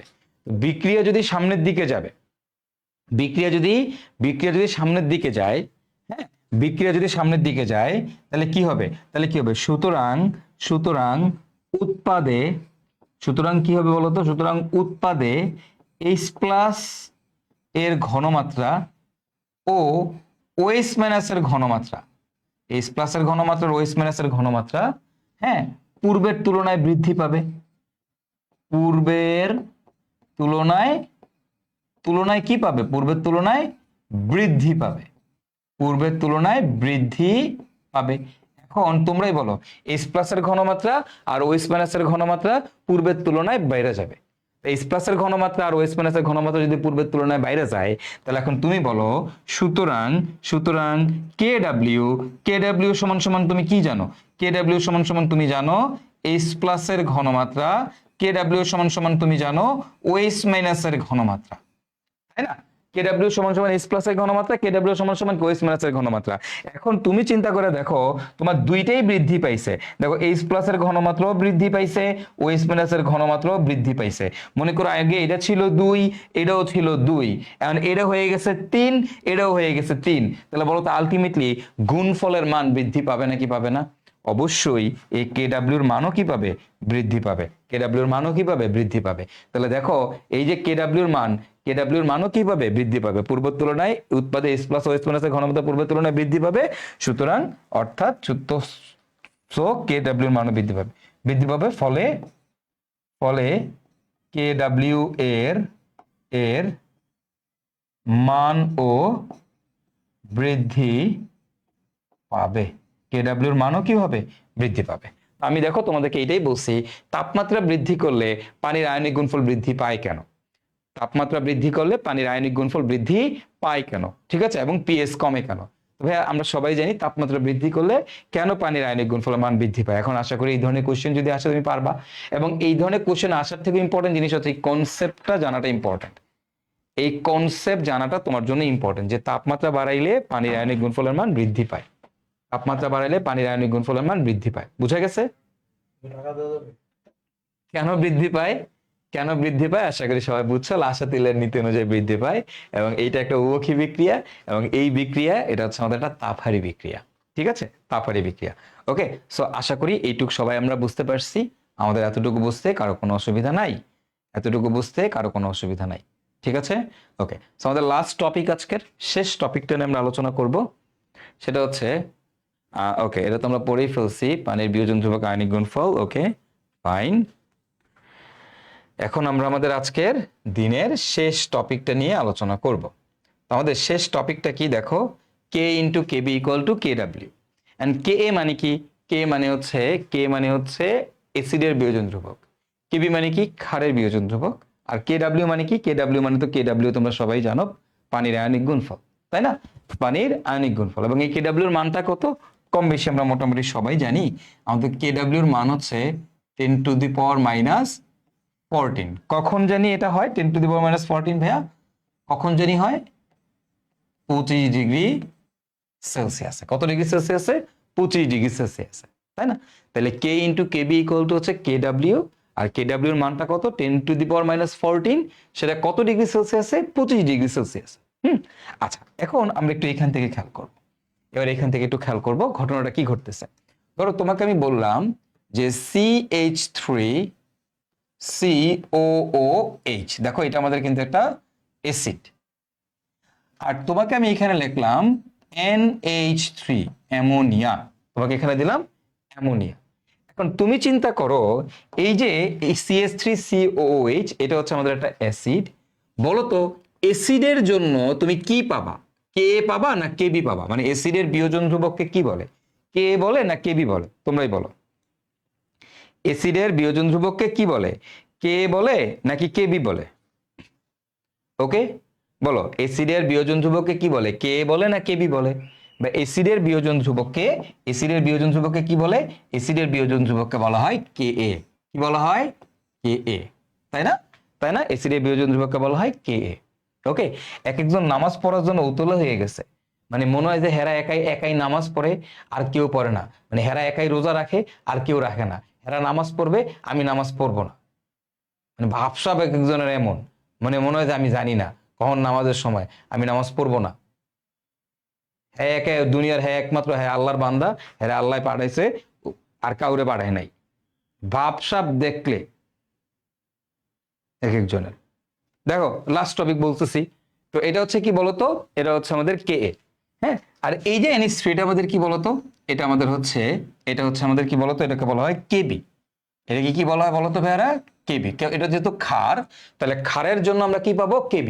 দেখো অ্যাসিডের জন্য আমরা কি পাবো? Ka। ক্ষারের জন্য আমরা কি পাবো? Kb, তাই না? অ্যাসিডের জন্য হচ্ছে Ka, ক্ষারের জন্য কি পাবো বলতো ভাইয়ারা? Kb। অ্যাসিডের জন্য Ka, ক্ষারের জন্য কি? Kb। তাহলে এখন তুমি বলো এই যে অ্যাসিডের Ka আর এই যে ক্ষারের Kb, আমরা যদি এই দুটো জিনিস গুণ করি তাহলে আমরা কি পাবো? তোমরা একটু বলো তো। কোন একটা অ্যাসিডের Ka আর এবং আমরা যদি কোন একটা ক্ষারের Kb কে গুণ করি, দুটো জিনিসকে যদি আমরা গুণ করি, গুণ করলে আমরা কি পাবো বলো?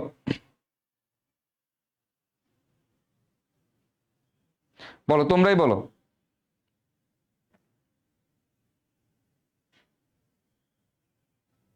বলো তোমরা আমাকে বলো যে Ka এবং Kb, অ্যাসিডের জন্য Ka এবং ক্ষারের জন্য Kb, তাহলে এই দুটো জিনিস গুণ করলে তোমরা কি পাবো? Kw। ভেরি গুড, কি পাবো? Kw। অস্থির অস্থির অস্থির, কি পাবো আমরা দুটো জিনিস গুণ করলে? আমরা হচ্ছে পাবো হচ্ছে Kw। ক্লিয়ার? আশা করি তোমরা সবাই বুঝতে পারছো, আশা করি তোমরা সবাই বুঝতে পারো। তাহলে যে কোনো একটা অ্যাসিড এবং যে কোনো একটা ক্ষারের, অ্যাসিডের যে কোনো একটা অ্যাসিডের Ka এবং যে কোনো একটা ক্ষারের Kb তুমি যদি গুণ করো তাহলে তুমি কি পাবা? তাহলে তুমি পাবা হচ্ছে Kw। কি পাবা? Kw পাবা। রাইট? রাইট? না, তুমি এটা পাবা না, এটা হবে না, এটা হবে না, এটা ভুল, এটা হবে না, এটা ভুল, এটা আগে কাটো, এটা আগে কাটো। তাহলে ভাই সঠিকটা কি? সঠিকটা কি হবে?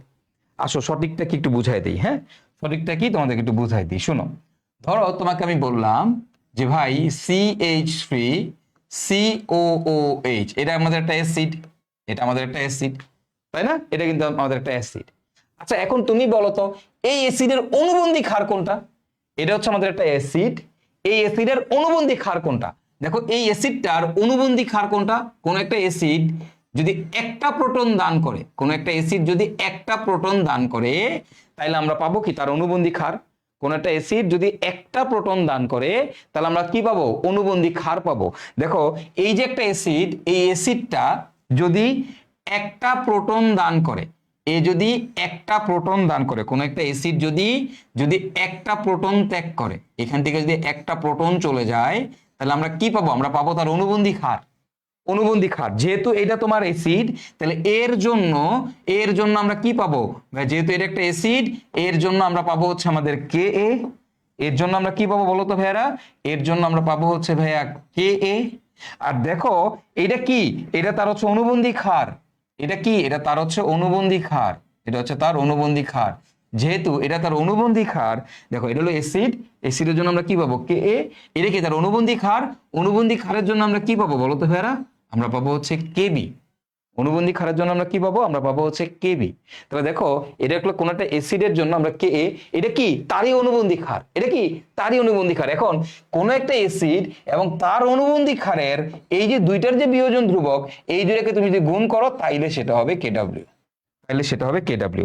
তার মানে যে কোনো অ্যাসিড বা যে কোনো ক্ষার নিলে হবে না, যে কোনো অ্যাসিড বা যে কোনো ক্ষার নিলে হবে না, যে কোনো অ্যাসিড বা যে কোনো ক্ষার নিলে হবে না, তোমাকে কি করতে হবে, যেই অ্যাসিড নিবা তারই অনুবন্ধী ক্ষার নিতে হবে। তাহলে এই দুজনের বিয়োজন ধ্রুবককে যদি আমরা গুণ করি আমরা পাবো হচ্ছে কেডব্লিউ। ঠিক similarly we can write this way also. তোমাকে আমি বললাম আমার কাছে অ্যামোনিয়া আছে, কি আছে, অ্যামোনিয়া আছে। অ্যামোনিয়া একটা ক্ষার, আমরা সবাই জানি দুর্বল ক্ষার। এখন এই অ্যামোনিয়া যদি একটা প্রোটন গ্রহণ করে তাহলে আমরা কি পাবো, আমরা পাবো অ্যামোনিয়াম আয়ন। কারণ তোমরা সবাই জানো এইটা হচ্ছে আমার ক্ষার আর অ্যামোনিয়াম আয়ন হচ্ছে এটার অনুবন্ধী অ্যাসিড। তাহলে এখন তোমরা বলো অ্যামোনিয়া যেহেতু তোমার ক্ষার, তাহলে ক্ষারের জন্য আমরা কি পাবো, বা ক্ষারের জন্য আমরা কি পাবো, ক্ষারের জন্য আমরা পাবো হচ্ছে কে এ সরি কেবি। ক্ষারের জন্য কি পাবো, কেবি। আর দেখো এটা কি, তার অনুবন্ধী অ্যাসিড। এই অ্যাসিডের জন্য আমরা কি পাবো, অ্যাসিডের জন্য আমরা পাবো তার বিয়োজন ধ্রুবক কে এ। এই কেবি আর এই কে তুমি যদি গুণ করো তাহলে তুমি পাবা হচ্ছে কে ডাব্লিউ। তাহলে তুমি কি পাবা, কে ডাব্লিউ। এটাই হবে তোমার কাহিনী। তার মানে যে কোনো অ্যাসিড বা যে কোনো ক্ষার নিলে তোমার আসলে জিনিসটা হচ্ছে না। তোমাকে কি করতে হবে, যেই অ্যাসিড নিবা তার অনুবন্ধী ক্ষার লাগবে, অথবা তুমি যেই ক্ষার নিবা তার অনুবন্ধী অ্যাসিড লাগবে। তার অনুবন্ধী কি লাগবে, অনুবন্ধী অ্যাসিড লাগবে। ওকে, যেই ক্ষার নিবা তার তোমার অনুবন্ধী অ্যাসিড লাগবে। ওকে, আশা করি সবাই তোমরা মোটামুটি বুঝে গেছো। তাহলে আমরা এখন এখান থেকে কি বলতে পারি, আমরা এখান থেকে বলতেই পারি যে যে অ্যাসিডের বিয়োজন ধ্রুবক ইন্টু ওই অ্যাসিডের অনুবন্ধী ক্ষারের বিয়োজন ধ্রুবক ইকুয়াল টু কে ডাব্লিউ। ঠিক আছে, আমরা একটু জিনিসটা লিখে রাখি যে অ্যাসিডের বিয়োজন ধ্রুবক, এখান থেকে আমরা লিখব অ্যাসিডের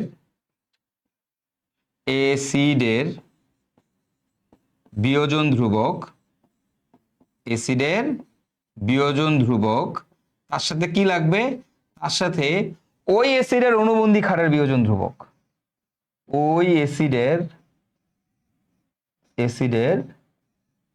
অনুবন্ধী ক্ষার, ওই অ্যাসিডের অনুবন্ধী ক্ষারের বিয়োজন ধ্রুবক, অনুবন্ধী ক্ষারের বিয়োজন ধ্রুবক ইকুয়াল টু কি, ইকুয়াল টু হচ্ছে কে ডাব্লিউ, ইকুয়াল টু হচ্ছে 10⁻⁴। বুঝছো, যে অ্যাসিডের বিয়োজন ধ্রুবক ইন্টু ওই অ্যাসিডের অনুবন্ধী ক্ষারের বিয়োজন ধ্রুবক ইকুয়াল টু হচ্ছে কে ডাব্লিউ, ইকুয়াল টু হচ্ছে 10⁻⁴। বুঝতে পারছো? ওকে, তাহলে আমি বলতেই পারি ক্ষারের বিয়োজন ধ্রুবক এটাকে আমরা কি দ্বারা গুণ করব, ওই ক্ষারের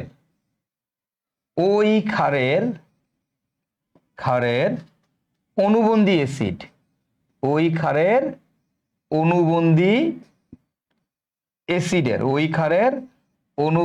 অ্যাসিডের বিয়োজন ধ্রুবক ইকুয়াল টু হবে তোমার কত, কে ডাব্লিউ ইকুয়াল টু হবে 10⁻⁴।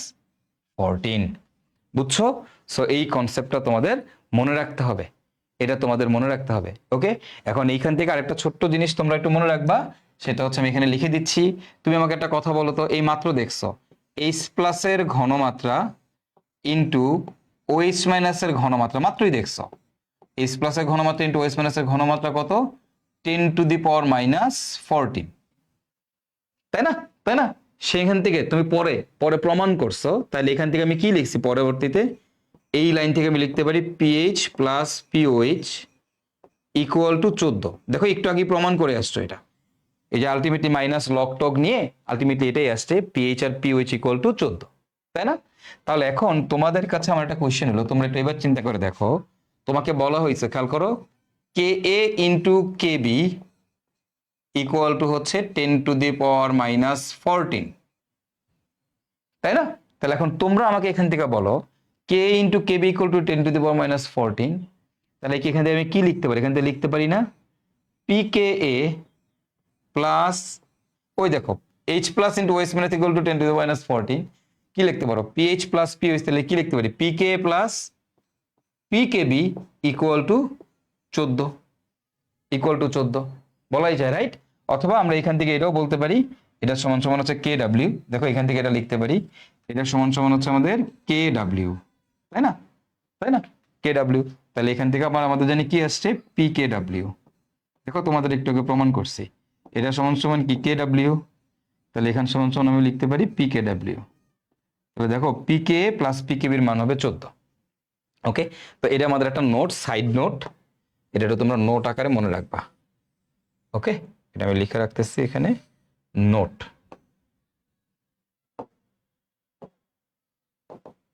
ওকে, নোট। তো এই নোটটা মনে রাখতে হবে সবার। তো মোটামুটি এই হচ্ছে আপনাদের কে এই কেবি নিয়ে আলোচনা, কে এই কেবি নিয়ে আলোচনা, বুঝতে পারছেন? আপনারা সবাই বুঝতে পারছেন আশা করি, ঠিক আছে? তো এই হচ্ছে কাহিনী, এই হচ্ছে কাহিনী। আই হোপ আপনারা সবাই কে এ কে বি কি জিনিস সবাই বুঝতে পারছেন, এদের রিলেশনটা কি এটাও বুঝতে পারছেন। হ্যাঁ, কিভাবে এখান থেকে অঙ্ক করব, পানির তাপমাত্রা বৃদ্ধি করলে পানির আয়নিক ধ্রুবক বৃদ্ধি পায় কেন। হ্যাঁ, আমরা নেক্সট ক্লাসে এখান থেকে অঙ্ক করব, ম্যাথমেটিক্যাল প্রবলেম সলভ করব। সো আপনাদের কাছে আমার আমার একটা অনুরোধ, আপনারা আজকে যতটুকু পড়ছেন এই সবটুকু আপনারা একটু রিভিশন দিয়ে আসবেন। নেক্সট দিন আপনারা অবশ্যই আজকে যা যা পড়েছেন, এই ক্লাসের মধ্যে যা যা পড়ছেন, নেক্সট দিন অবশ্যই সবাই এটা পুরোটা রিভিশন দিয়ে আসবেন। আদারওয়াইজ আমি যখন নেক্সট দিন নেক্সট ক্লাসে অঙ্ক করাবো, এটা আপনাদের ধরতে বা বুঝতে অনেকেরই প্রবলেম হইতে পারে, বুঝতে পারছেন? নেক্সট দিন এটা আপনাদের ধরতে বা বুঝতে অনেকেরই প্রবলেম হইতে পারে। সো আপনারা প্লিজ সবাই কষ্ট করে আজকের ক্লাসে যা যা পড়াইছি একটু এগুলো সবাই রিভিশন দিয়ে তারপরে ক্লাস করতে আসবেন, ঠিক আছে? আমরা নেক্সট দিন থেকে আমাদের বিয়োজন ধ্রুবকের রাশিমালা পড়বো, অসওয়াল্ডের লঘুকরণ সূত্র পড়বো এবং আরও ইন্টারেস্টিং অনেক জিনিস পড়বো। তারপর আমরা প্রচুর ম্যাথ করবো, অঙ্ক করবো, অনেক অঙ্ক করব, ঠিক আছে? তো সবাই কষ্ট করে একটু দেখে আসবেন। আজকের মতো এতটুকুই, সবাই ভালো থাকবেন, সুস্থ থাকবেন, বিদায়, দেখা হবে পরবর্তী ক্লাসে, টাটা।